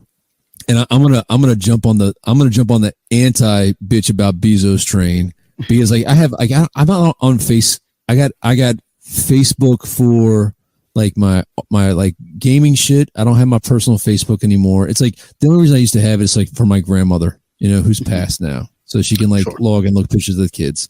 I don't need to look at that many pictures of myself. I'm not like my selfie file in my phone. Not that, contrary to popular belief, not that big. But like I've got a Discord with my buddies, right? And like we'll talk shit. And most of it's about like coordinating for gaming or working out or some shit like that. But like there's a meme section that people put some fucked up memes. But like when the Jeff Bezos thing and the Mr. Evil and people are talking, and they would start commenting, I'm like, man, you millennials need to shut the fuck up about Bezos because tomorrow your fucking Amazon Prime shipment's going to come in.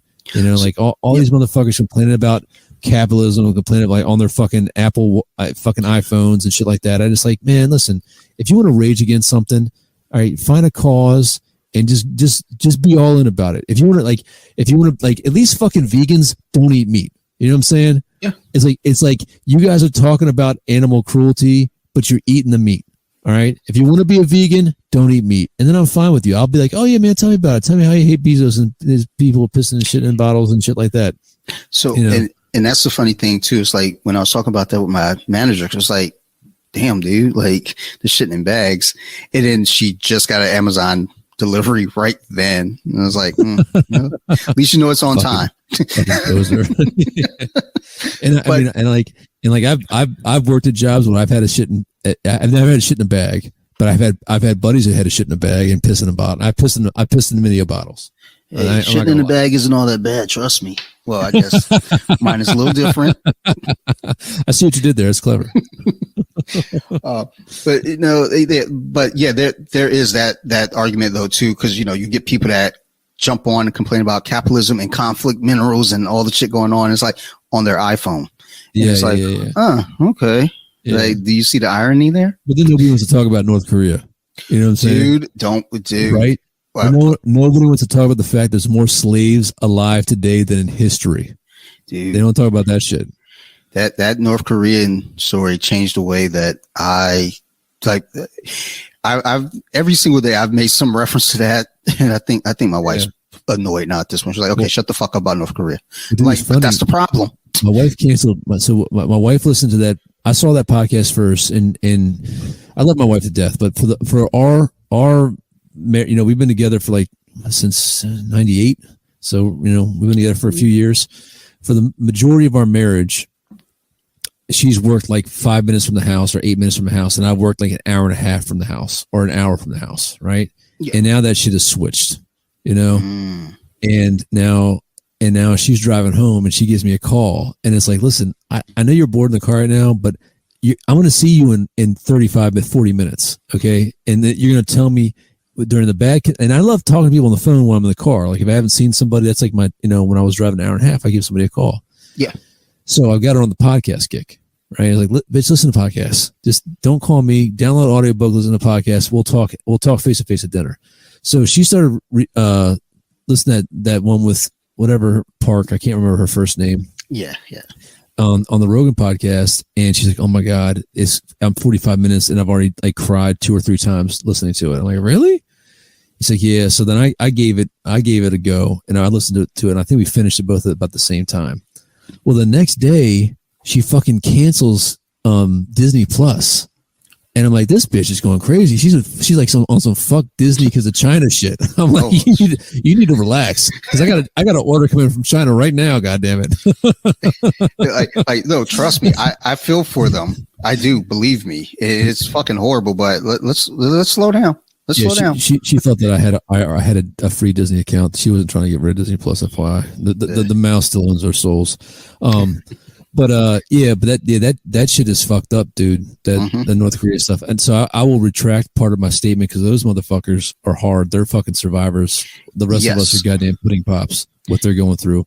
This lady like walked through the desert, like negative 40-degree wind chill. She shouldn't have survived. It was a fucking miracle. She's like 80 pounds, and you know, I think that the word, like everybody's starving there. Like there's no food. They kill everybody. I think that they killed like her neighbors after she escaped because she became a public speaker, and like anybody that she knew, any family members, sometimes they'll kill 3 to 8 generations. So, you know, one guy escaped, they killed 35,000 people. That's great. And the one thing about the kid that was starving, who was wounded, and his wound was affected until like parts of his organs were coming out. Yeah. And he was still sitting there begging for food. It's fucking nuts, bro. I mean, there's, you know, reported cases of cannibalism there. You know, it's like this shit is rough. And, you know, like, don't get me wrong. People go through stuff everywhere. Absolutely. You know? And it gets tough because I had a friend, she's been through a rough childhood, and I would hate when she would always turn around and say, but not to compare to you. And it's like, don't do that. Like, you know, what happened to you happened, and it's horrible. We can't compare them because you survived what you survived.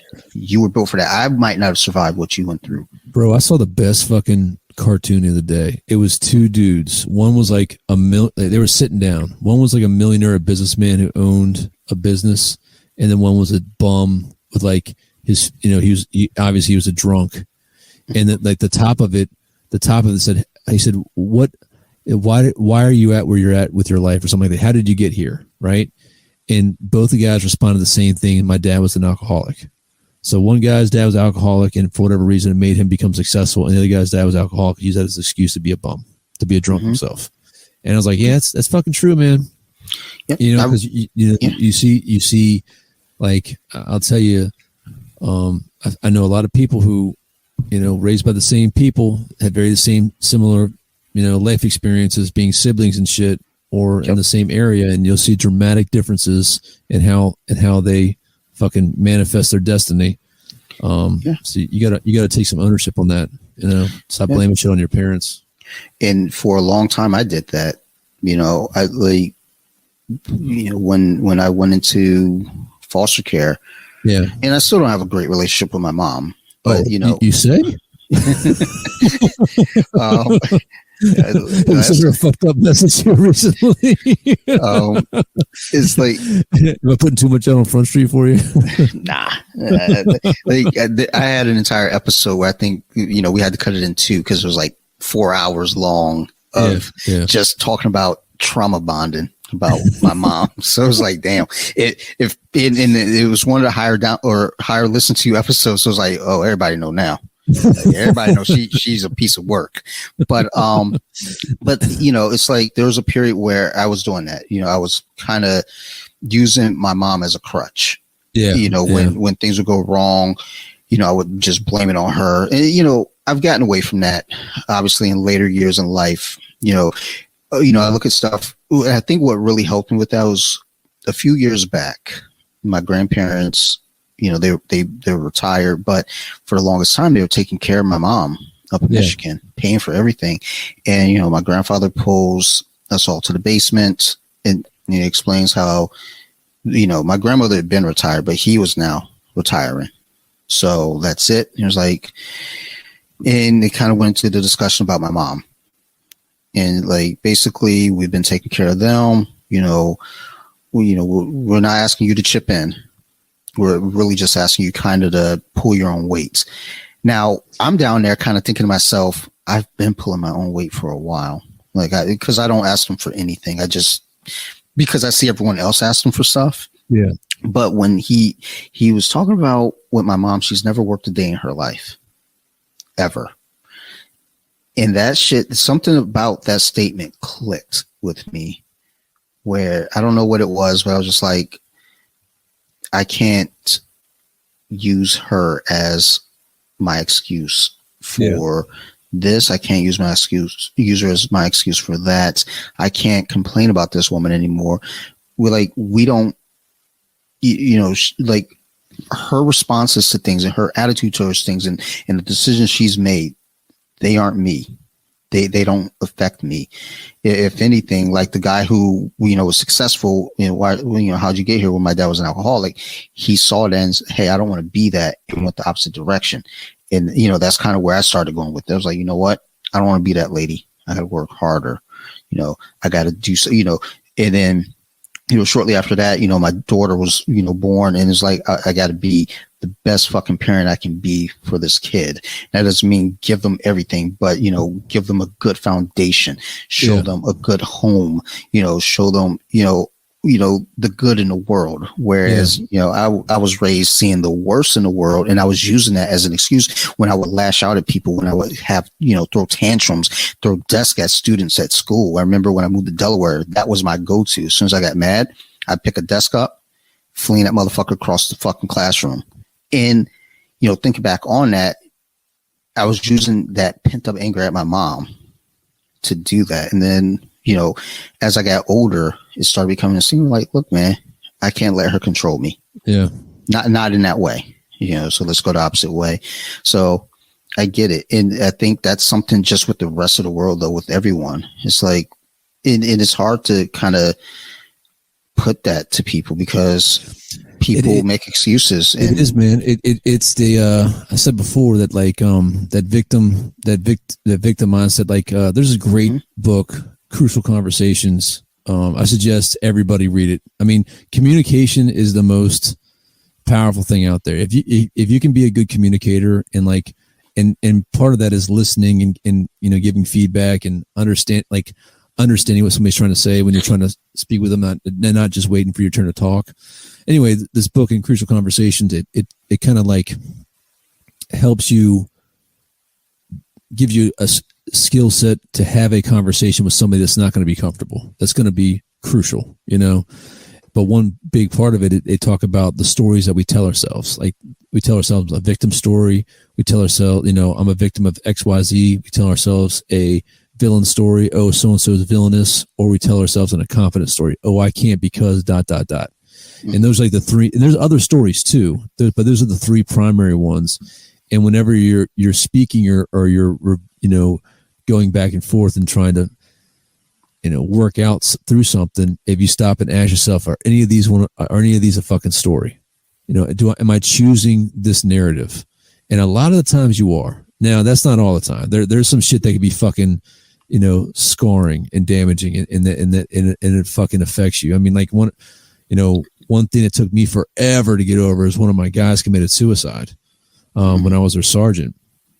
And there's some other stuff that went along with it, but like, I was helping him through like kind of a drug and alcohol issue, and I ended up leaving the platoon I was on with him because of some other shit that happened. And shortly after that, he fucking killed himself on my daughter's birthday, which is, I was out on, you know, so, but forever, dude, I felt so much like survivor's guilt for that because I was I mean, dude, it was one of those things where I was waking up at 3:00 in the morning and meeting him at a Denny's so he wouldn't drink or use pills. He was using like pain pills. Yeah.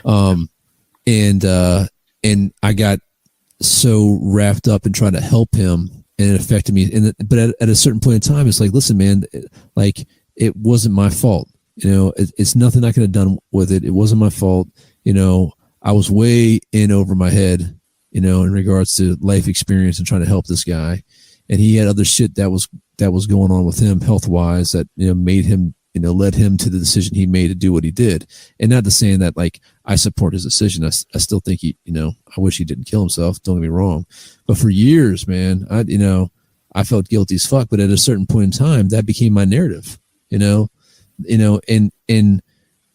I had to choose, be like, all right, man, listen, dude, you can let this shit keep on fucking you up, or you can kind of move on and deal with it. And time does heal a lot of wounds. But there are some things that like happen, especially people who are like sexually assaulted and stuff, like, you know, violently assaulted and stuff like that. That shit will just put you into the fight and flight mode even more. But like, ooh, that's a big thunder. Dude, there's like fucking tornado watches here and shit. Yeah, ours just ended.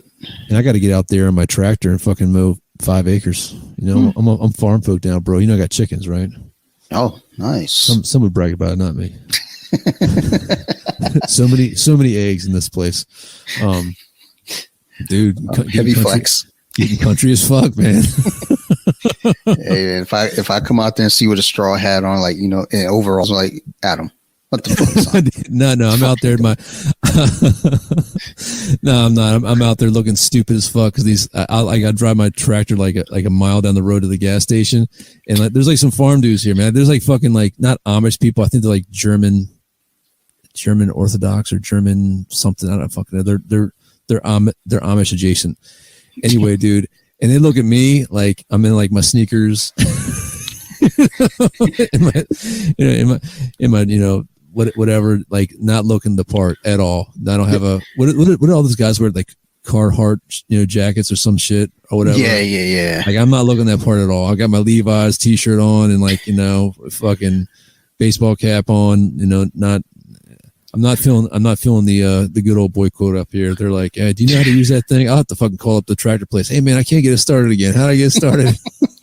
Yeah, they look at you like in Back to the Future 3. They look at your shoes. Some fancy moccasins, Nikkei. Yeah, man. Yeah, I did. I no bullshit. I actually took it up to the like you take a left at my house, and the tractor store is literally like a mile and a half of the road, and you take a right in the gas station's there. So I'm in this perfect spot to support my tractor habit.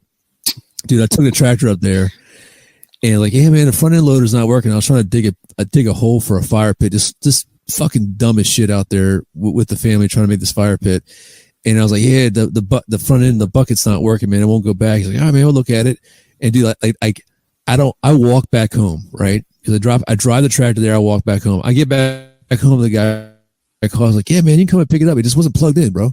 And like, what do you mean? He's like, yeah, this little socket, you just didn't have it plugged in. It's like, oh, fucking idiot, dude. Yeah, but we got to learn though. That's how we learn. It's one thing if this was your habitat. If that was your habitat and you did that, it's like, son. But you know, dude, I'm gonna tell you this, man. Actually, I need to go out and get the eggs right now. I forgot to do it when I got back home from work because the kids aren't here. But dude, like, we got a little, you know, got some tomatoes, got some cilantro, got some cucumbers growing, got some sweet potatoes, got our chickens. Dude, I have never been the one, but like Wednesday tonight, my buddy's coming over. And we're going to hang out. He's going to help me mow the grass so we get it done like in 2 hours and have a beer afterwards. But dude, like, I don't know, like, dude, there's something about like gardening or whatever. Never done it in my life. I'm fucking 41 years old. My mom never did it. My dad never did. I remember my grandmother, like when we were she lived in Oxon Hill, like right outside of DC. I mean, she had like some tomato plants. Like that was it. Like living out there.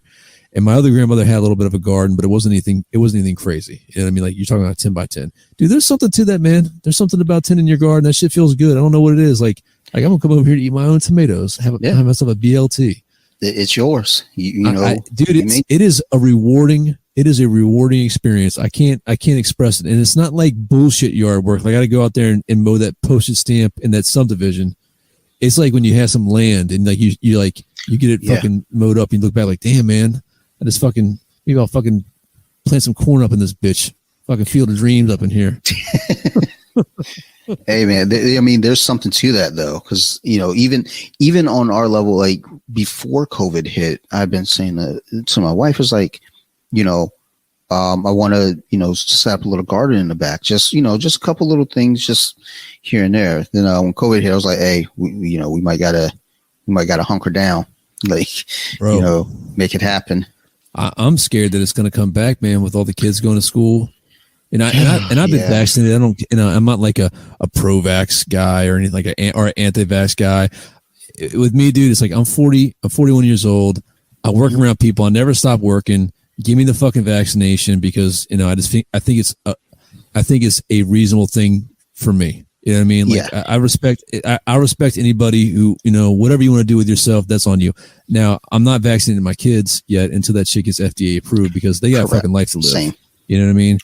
So I'm Sarah and I are vaccinated. And I'm not comfortable with the idea of, you know, doing it for our daughter just yet. She like my wife, it was funny. It's like, my wife is like really like just kind of all in on all of this. She's like, everyone should get it. Everyone needs to get it. I'm like, you know, I don't know. I have feelings on this. Like, I did it for me. I did it for my grandparents. I did it because, you know, I don't want to, you know, you can still get it, but, you know, I don't want to, I'm trying to do what I can to help. Now in the bigger picture of it, you know, when they're talking about places saying, you know, you got to have a passport to move around and this and that, my wife was like, that should be the law, you know, across the board. I was like, I disagree because I don't like the idea of taking away freedoms. You know, you're stomping on freedoms where you're telling people they have to do something. And that's just not, you know, we're starting to get into slippery territory. When you start just letting people tell you now what you can and can't do. You have to, you know, get this shot. And it's like, well, that's definitely not something I'm okay with either. If you don't want to get it, you know, that's how Darwinism works out, you know. I'm okay with that. You know, on the other end of it, if you want to get it, that's fine. My wife, you know, she was out at the store. She had her mask on and some lady and their kid looked at her and they didn't have their mask on. And the kid said something to the mom and the mom was like, well, some people still think they need to wear it. And then, you know, I'm not going to lie. Me and my buddy, we went and saw, he's having his car worked on. He needed to pick him up and we grabbed some food. He's like, hey man, you want to catch a movie? And dude, I haven't been in a theater since fucking 2019. Right. Yeah. So I was like, fuck yeah. We watched that Ryan Reynolds Free Guy movie, which was funny as shit. It was enjoyable. It was a fun romp. Good. Anyway. So I went in there and like, you know, and I'm waiting for Maryland to put the mask mandate back in. So I had a mask with me. When I got in the theater, you know, dude, and I was sitting there and it was getting kind of full. It was a full house. I actually put my fucking mask on. I was like, you know what? Let me just go ahead and put this on. And my buddy's like, why are you putting it on? Like, I was like, dude, I don't know why, man. I feel more comfortable with it on. It's not going to bother anybody else. So I'm just gonna put this fucking mask on. And it was funny, dude. Like, and don't get me wrong. Like, I've been working the whole time through COVID. My wife's been working the whole time through COVID, and we were very fortunate that, you know, one, that we could both work, and then two, that our kids were old enough to where they could stay home by themselves, which they did an exceptional job. Good. So I get it. Like, this thing has impacted different people different ways.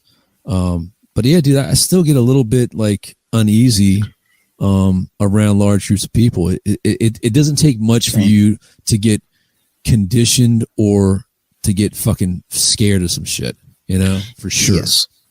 I still keep a mask on me. You know, I went out with Maryland Phil. It's the same old damn mask. I never changed it out. Some motherfucker's probably nasty as fuck. So it's funny. It's a psychological blanket. I mean, let me be honest. I have a friend. She made a bunch of custom masks for me. She has the BJJ Wiki logo on one, Public Enemy, Wu-Tang, EPMD, so I have these masks, so I interchange them. But, when I watch my jiu-jitsu gear, I throw it all in there together and just, kind of rotate it out. I wash my gear fucking frequently. But hey, speaking of Wu-Tang, have you seen a picture of Method Man here recently where he like fucking super jacked? Mm-mm.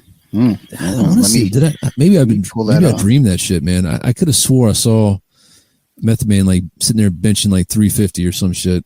I mean, I did see something recently. He looked like he was in shape. He looked good. Like, oh, okay. But hold on, let me see here. I mean, he's not Busta Rhymes jacked.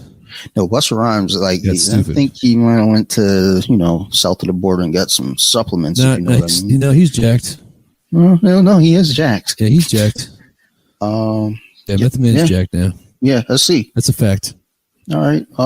So it looks like we're gonna have to heel hook him if we get into a fight. Yeah. Definitely can't fight him up top. He'll fuck me up, but get a hold of that ankle. Pop. But no, yeah. I still real Shaolin workout. That's fucking great, man. That's the best thing that's happened all day. You gotta marketing, man. But yeah, I keep my mask on me. I still float around with a mask. I take masks to work. And people come in with or without. I'm getting to that point right now where I'm starting to want to have the mask back on. I told my manager yesterday, we were talking. I was like, look, I'm probably going to start throwing my mask back on just for my own comfort. And I remember right when the mask mandates dropped, I had a cold. Yeah. And I had the mask on. And one of my attendants, they came in without a mask.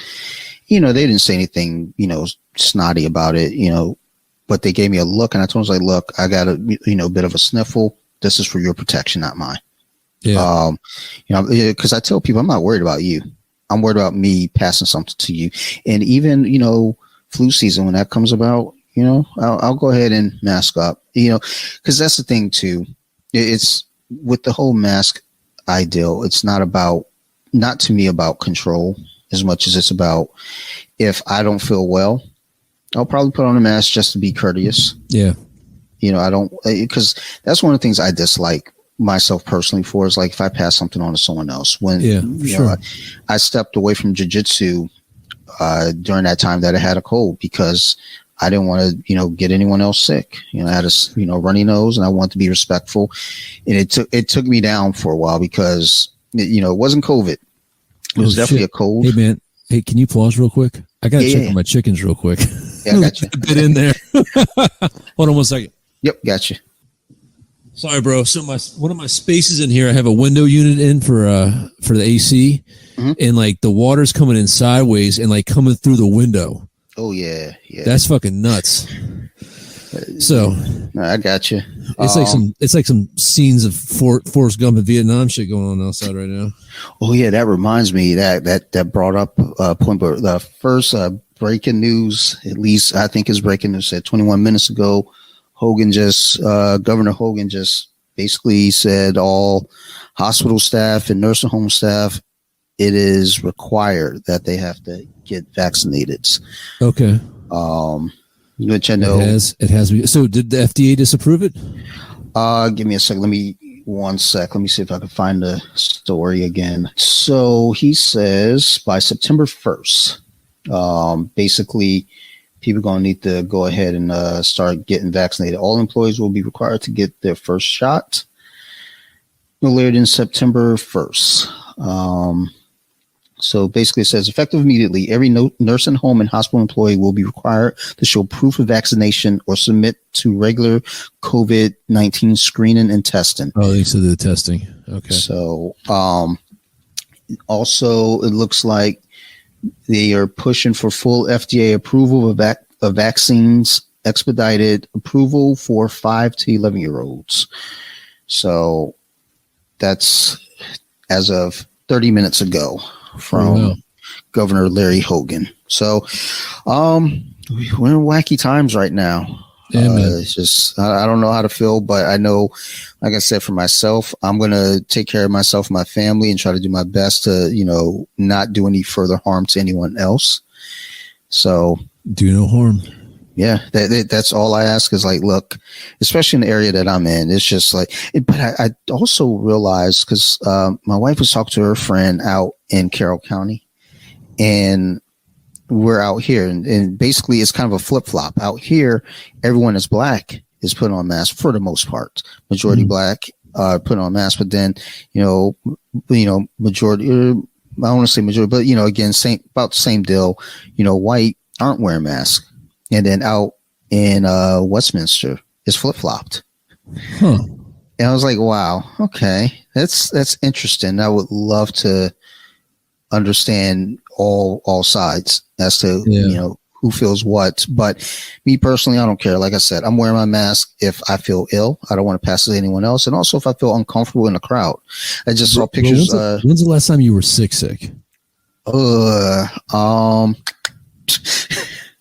2019, like November 2019. I think Sophie got sick, then I got sick. So, no, a couple months back I had that cold, and it just it swelled through the house. It just took us all down. I mean, like I did get sick around February 2020.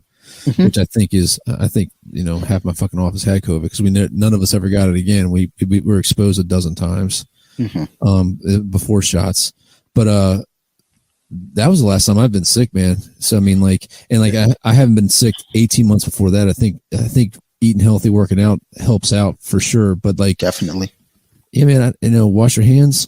Yeah, it's funny. With sick people. It's funny. That's what after, they started opening everything up and dropping the mandates. I was like, look, y'all, that don't mean y'all can stop washing your hands. Yeah.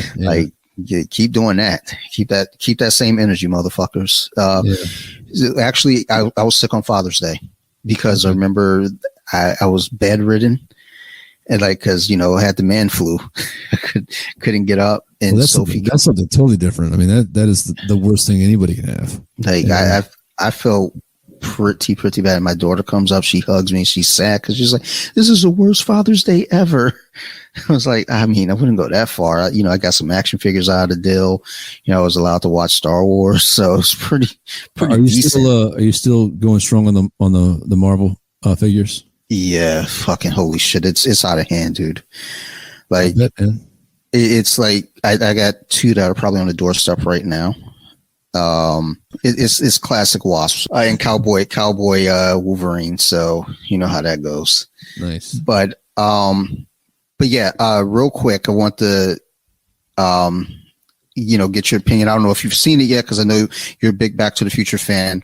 And the movies that made us on Netflix just did Back to the Future. Ooh, I have not seen that. I might have to go watch that. It's pretty good. They did that, Forrest Gump, Jurassic Park, and Pretty Woman. I haven't watched Pretty Woman 1. I will check it out. All good films. Yeah. Do you think Pretty Woman would get made today? No. Yeah, isn't that crazy? So we watched something. Oh, we were talking about something. There was a recent movie. That's My Boy with Adam Sandler. I was like, that movie in 2021 doesn't happen. Yeah. We just watched Jack and Jill with Adam Sandler, and there were some bits in that. Like, are you familiar with that one when he's like a twin, but he plays like a girl? Mm-hmm. There's some things in there because the Jill, the love interest, is like a Hispanic male who is a widower, and he makes a gang of like anti-immigration jokes, or he's just But I'm gonna look at my wife like, dude, this would not, dude. I think that fucking sucks, bro. It just fucking sucks. God damn it. Well, we were talking about it one day, and I was like, when was the last time we saw like a comedy? And so this Free Guy was a pretty good comedy, but it was safe, dude. It really was. So before, when I asked this question, I was like, it's been a while, but then I thought about it. Those Jumanji movies, they're pretty funny. I haven't seen those yet. They're funny. My girls saw them before me, and every time I want to watch them, they're like, "We've already seen these, Dad." I'm like, "God damn you, little." They're like, the first one I enjoyed especially. I think Jack Black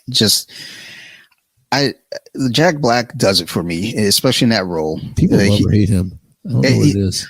I never had an opinion until I watched Jumanji. And I was like, holy shit. Did you see that Rogan episode with Miss Pat and Jordan? Yeah. Dude. Just finished it. Was it Saturday? I was fucking, dude, I almost wrecked my car. I was laughing so hard listening to her. And like, dude.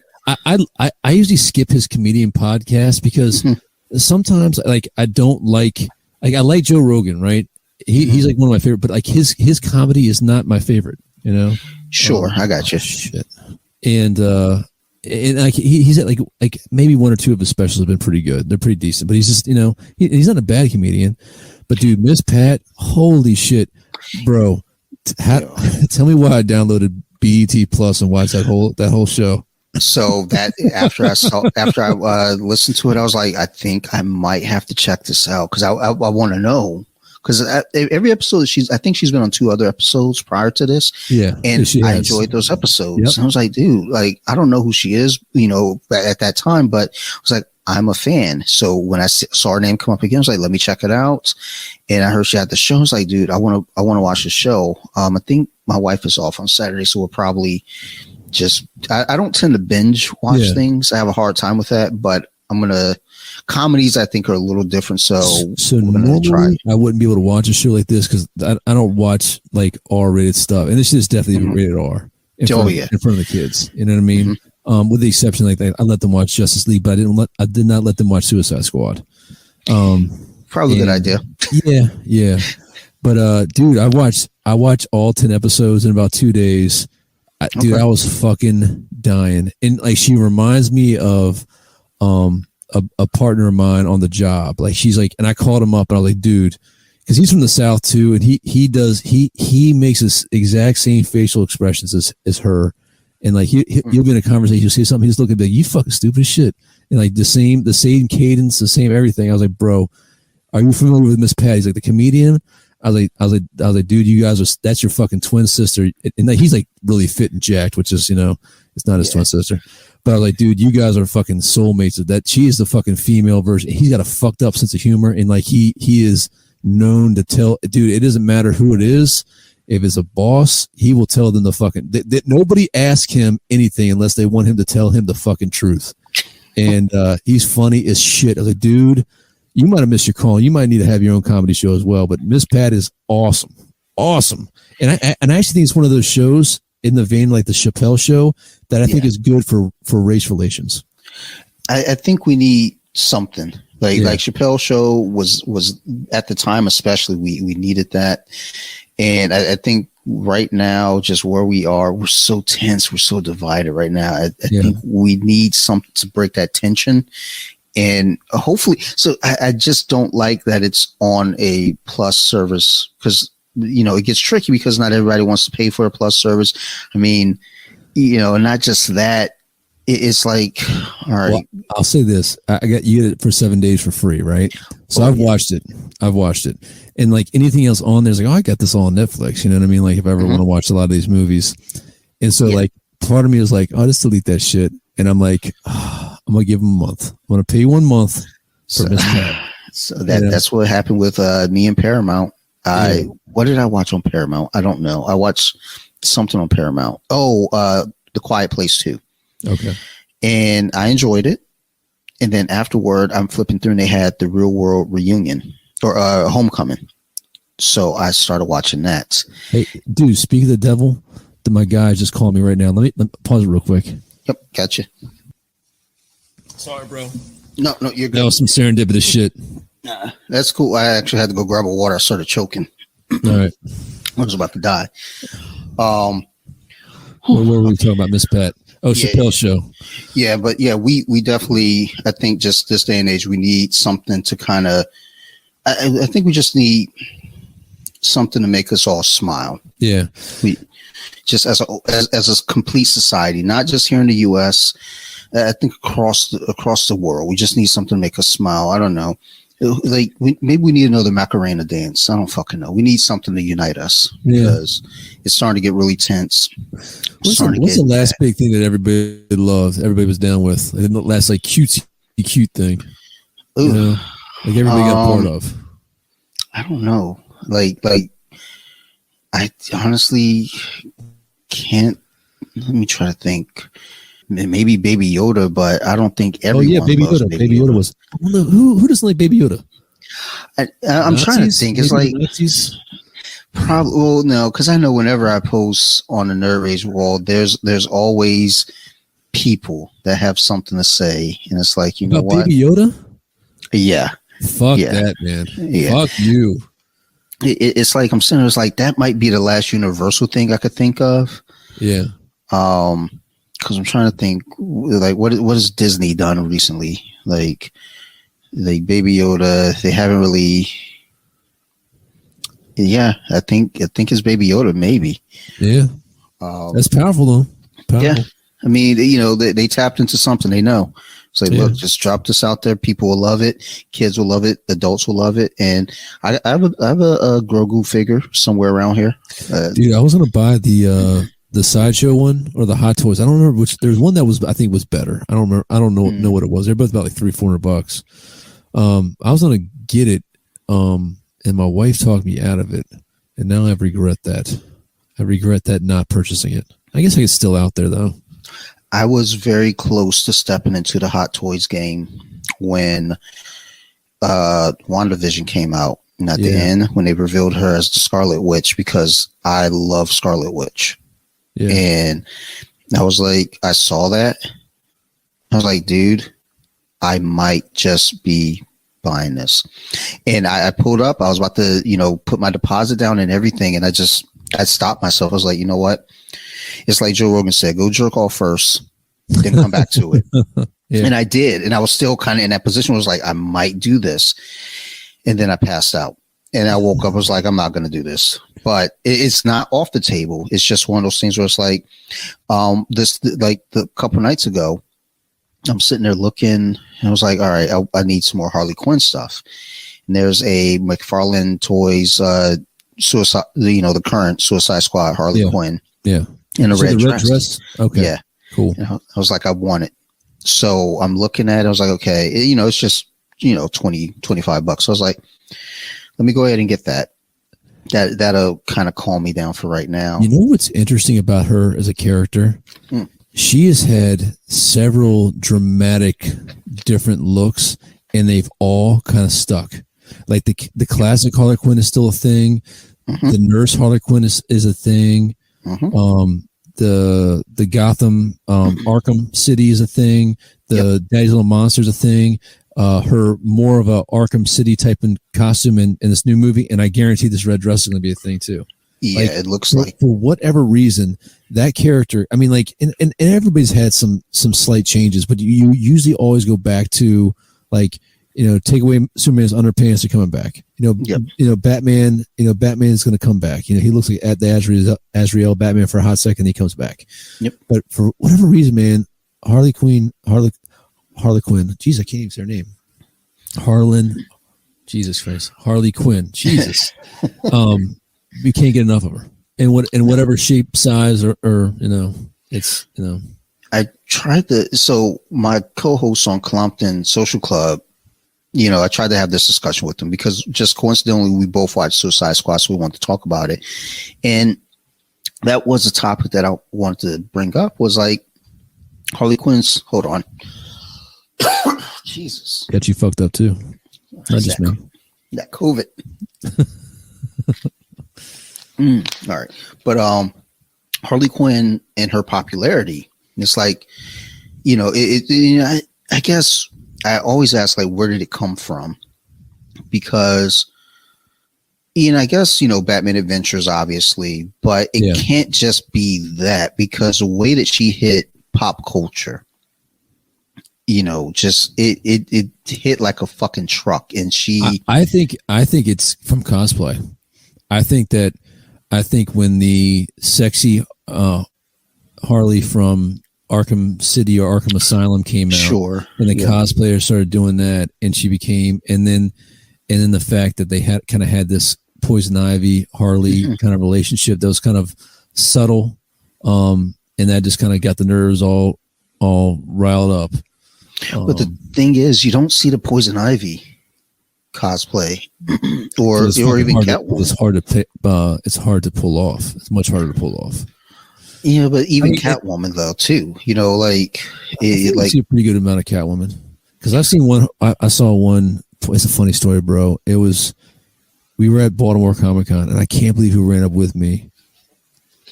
I want to say it was JR, but I don't think it was JR. There was a Poison Ivy cosplayer walking up the escalator, and like from look good from afar, but afar from good. And then like we were like running up the steps to get a picture. Like, oh, can we get a picture? And she turned around. We're like, oh. And I was like, go ahead, man, take a picture. She's like, no, you go take a picture.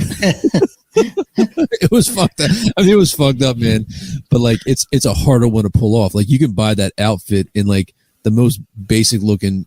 And listen, I'm not trying to be a fucking dickhead, but like, let's be honest here. Like, you can take the most basic looking person, in a fucking, corset and stuff tape here and stuff here and paint the face white and add a, whatever. And it's going to look, somewhat good. It's much different to be fucking naked with some grass covering up your nips and your privates and full body paint. That's just much harder to do.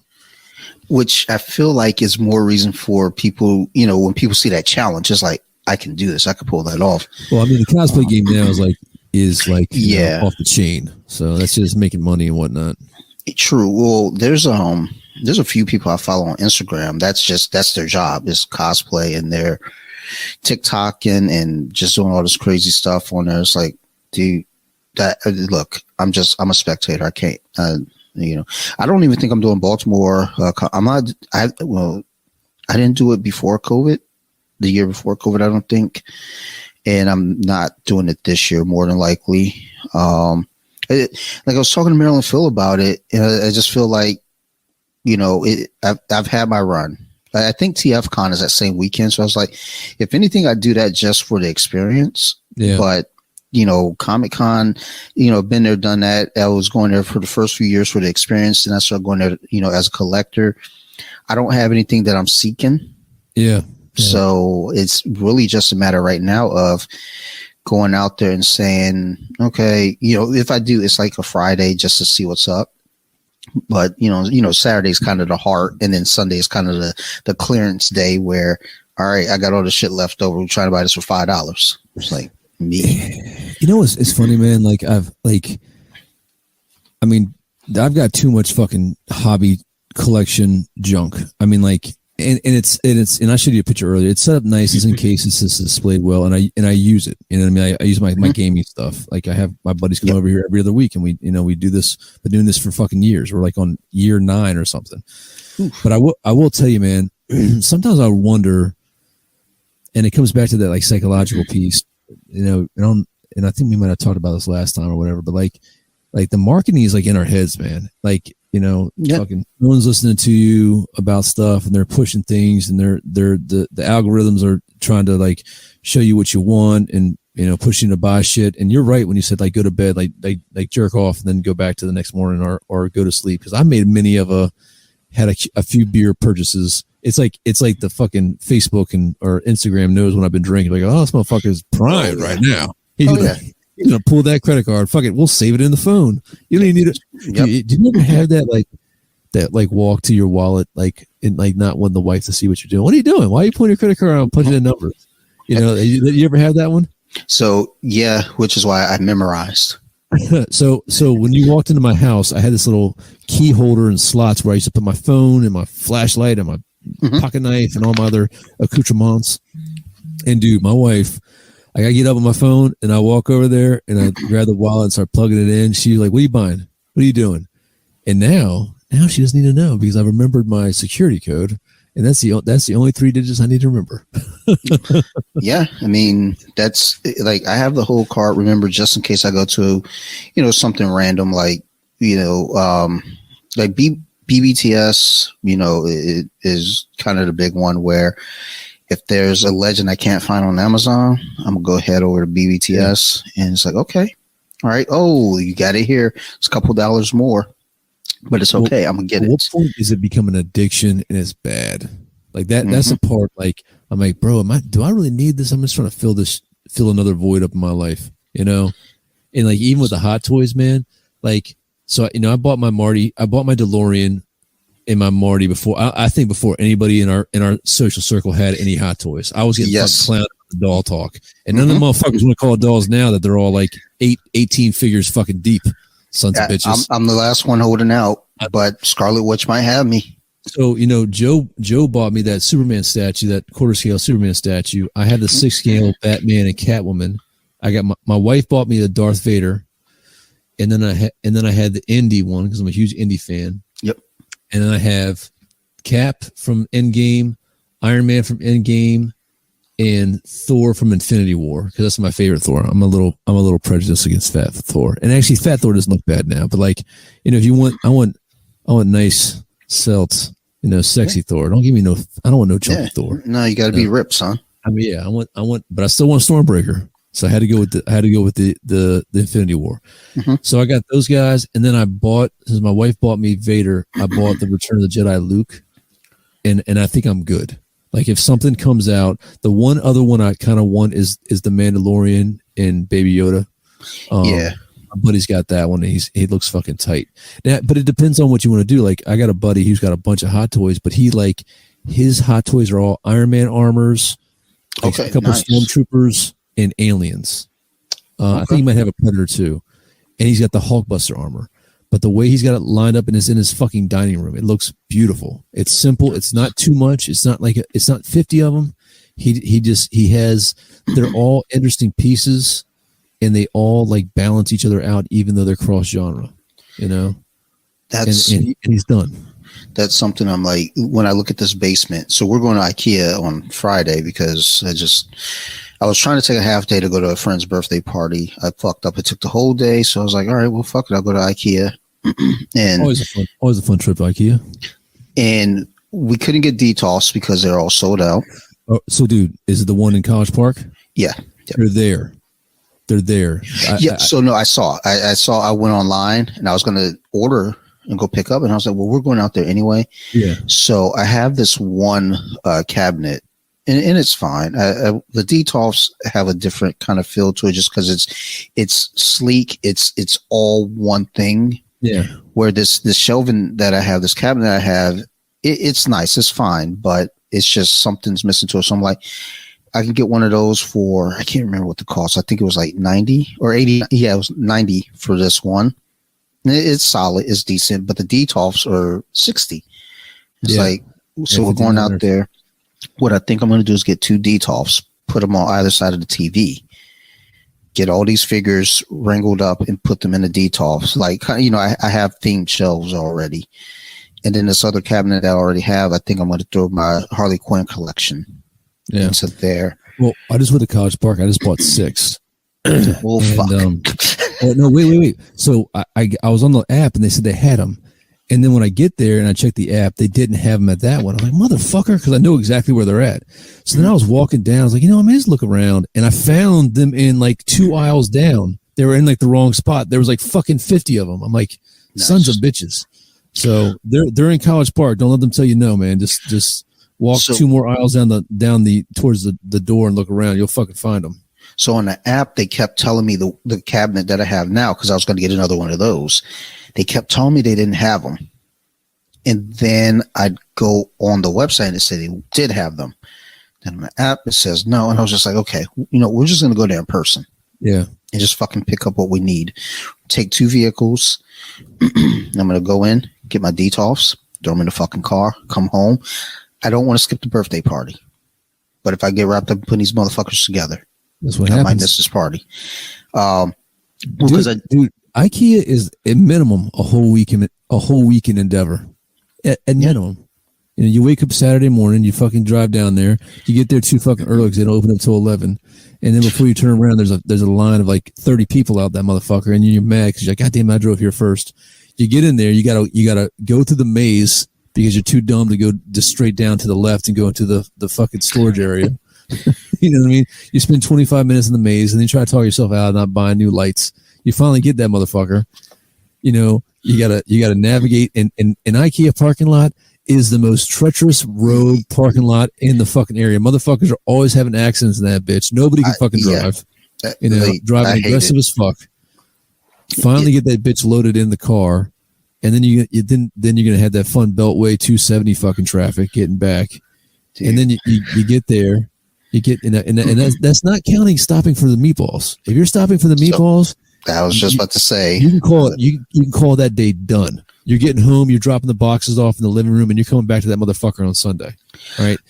And then Sunday morning, of course, it's the first time you've ever built it again, even though if you built 50 before, because it's a learning curve. And then by number 2 or 3, you're in the zone and just fucking exhausted. The weekend's gone. You're done. You've almost talked me out of this. and remember, now you're looking at your shit that needs to be in the shelves that you're like, motherfuckers, I don't feel like touching you guys right now.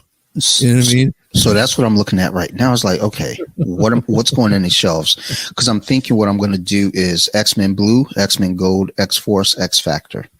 I like it. And there's one. Then the next one, I'm going to go Fantastic Four.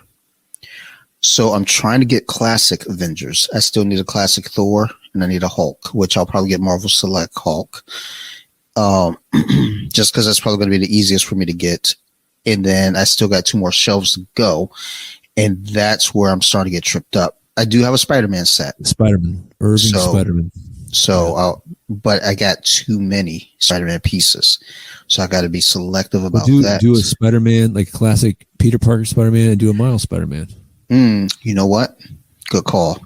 Yeah. I do need to get the retro Peter Parker figure. Anyway, I have Gwen Stacy. Yep. So I think and you got to put Spider-Gwen with Miles. Yep. That's it. So the other thing is I have comic Spider-Gwen and Miles, and I have the Spider-Verse cartoon Spider-Gwen and Miles, which let's see. Oh, and then I just finally completed the Netflix Disney Plus, or not Netflix, the Disney Plus. Oh, you know what I might do?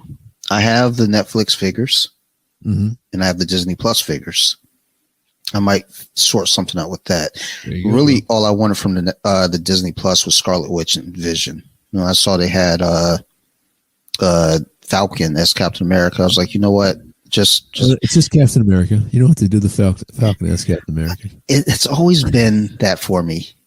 I don't know. It's like it's always because it's just like there's Captain America, Steve Rogers, yeah, and then there's Captain America, Bucky. Yeah, there's Bucky. You know, Captain America, Bucky, and then there's. So I don't know. It's just always been because I don't know. There's one Captain America to me, and it's Steve Rogers, and then the rest. You know, they do their job well, but they have to be explained as such. Is Sam still Captain America currently in the comics? I don't believe so. Is Steve I'm not back sure. now? At one point, he was back. I don't know. It's been hard to keep up with the flights and tights because it's just it changes. They reboot every 3 years. I mean, it's funny, man. Like I kind of feel like I'm kind of done with it. I can't remember the last time I bought a comic book. But it's like I'm okay with it because now like all the stories that I love and like the period of time that I love is what they're making film of. Like I just was in a comic book store yesterday for the first time forever, and I was like, oh shit, Batman's black now? I didn't know that. Batman become black. Like, I've known about Black Superman forever, but I know about Batman. I was going to go to Third Eye today. Is that Lucius's son? I'm assuming. I believe so. Okay. Because I remember reading an article about it. Name. I knew that. Lucas. I think Lucas. It's Luke. Yeah, Lucas. So Lucas Fox. Yes. Well, Lucius wasn't very inventive with the naming, man. It kind of sounds like my name has the same letters. Let's go with Lucas. I can't get a junior, but maybe she'll let me get Lucas. Yeah. But I was actually going to go over to Third Eye today and pick up because they have Spider-Man 2099. Yeah. I was like, okay, I have a gift card for Third Eye. So I may as well just go put that to use and go pick up this figure. But then Sarah texted me and was like, hey, the internet's out. So I come home. I'm trying to fix the internet. I'm surprised the internet hasn't been out in this fucking storm. So that's what I thought it was. But the storm didn't hit until after I got home. And I was like, okay, weird. And then, it turns out there's just a full blown outage. We get back, we go pick up her car from the shop, get back, the internet's back up and running. I was like, perfect. Cause I didn't want to do this on my phone. Cause I haven't done it on my phone yet. So I didn't know how it was going to work, but I was like, okay, well, after I record, maybe I'll go to Third Eye afterward. Then I was like, well, I'm off Friday, so I'm going to get the Third Eye because I want to pick up this figure, but also I just ordered off of Amazon, Harleen, this Harley Quinn book. I want to dig into that. Yeah, I'd fuck up how we say Harley Quinn now. Yeah, I don't know what the fuck, man. Like, and I'm sitting here like, what's her name? You know what it was? I was listening to Pussifer and the Tiny Monsters, that song. They're like the Harley Quinns. And so I just had Harley Quinn on the mind, I guess. But yeah, I don't go. I try to go at least once a quarter just to kind of get the feels, but I don't really buy anything because just buying loosies aren't for me. Trades, that's still pick up trades every so often, but I will pick up, like, if somebody says, hey man, this is really good, I'll pick up a trade or a graphic novel. Now reading it, that's the hard part. Yep. That's the joke with me. I get through 7 pages and I will talk to people as if I read something. And then when I go back to sit and read, I'm like, I get to page 8 and I'm like, oh shit, I've never read this, but I feel like I have. So yeah, I'm not sure, there's another Harley Quinn book out there that I want to take a look at on the DC Black label. I can't remember what it's called, but she's worked with the Gotham City Police Department to track down Joker. Okay. It's kind of the premise. And I'm like, okay. I think White Knight was the last thing I read. So I want to pick up Joker, that White one Knight. too. That was pretty decent. Because it was definitely an Elseworld story, I think. Yes. I think so I do have some things. I don't know. There's Last Night on Earth, White Knight, and then this other Harley Quinn book.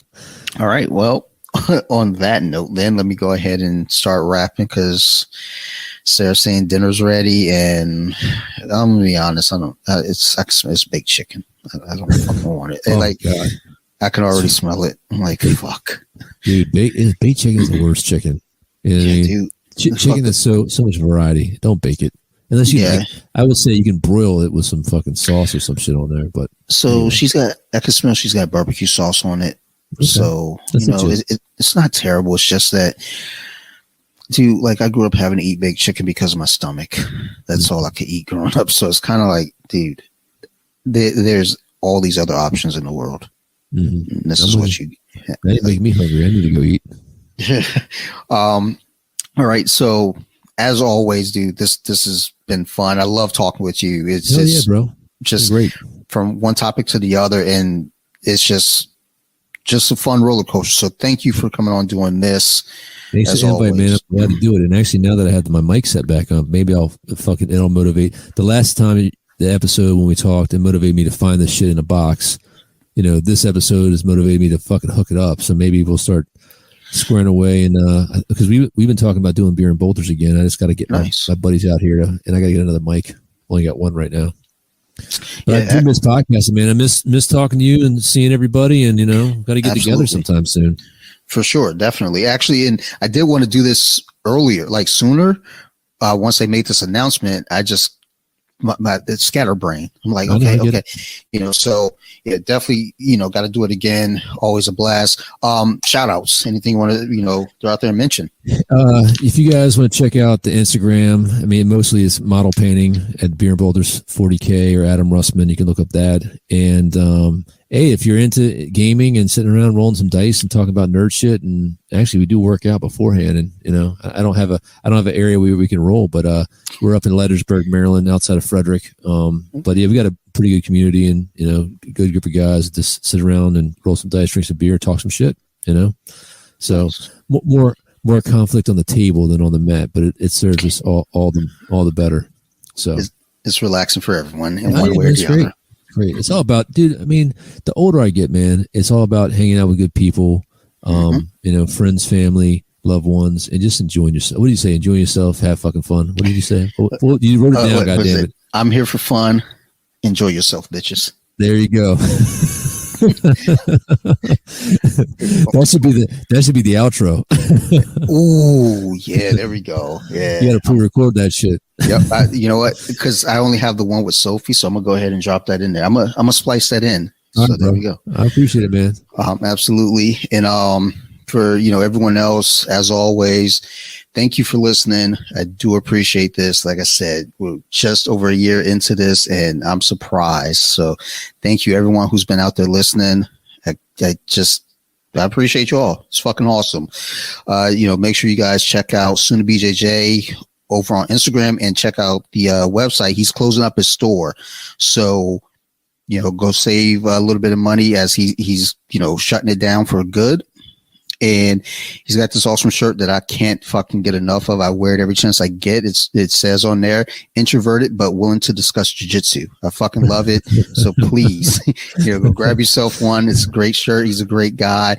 Also, make sure you check out Jits Bitch on Instagram. She's been doing a lot of work right now. There's a lot of stuff going on in the community in regards to just some dark things, and she's doing a lot of footwork out there. So check her out, and kudos to her, and everyone who's been through the ringer with all this. So thank you, Jits Bitch. Thank you, Zach over there, Soon to BJJ. And again, y'all got any questions, concerns, feel free to reach out to me. I'm on bjj.wiki on Instagram. I'm on Off the Mats podcast on Instagram. Hey, I got TikTok now, son. So go check that out too. TikToking? Oh no, I don't be TikToking. I just be taking the shit that I post on Instagram. Off your shit, bro. Hey, son, I don't know. I saw a dance step. I don't know. I was feeling froggy. I was like, you know what? I'm a little coordinated now. 43 has been doing me good. So better than you than me. But go check out those platforms as well. Otherwise, if y'all keep listening, I'm gonna keep making these.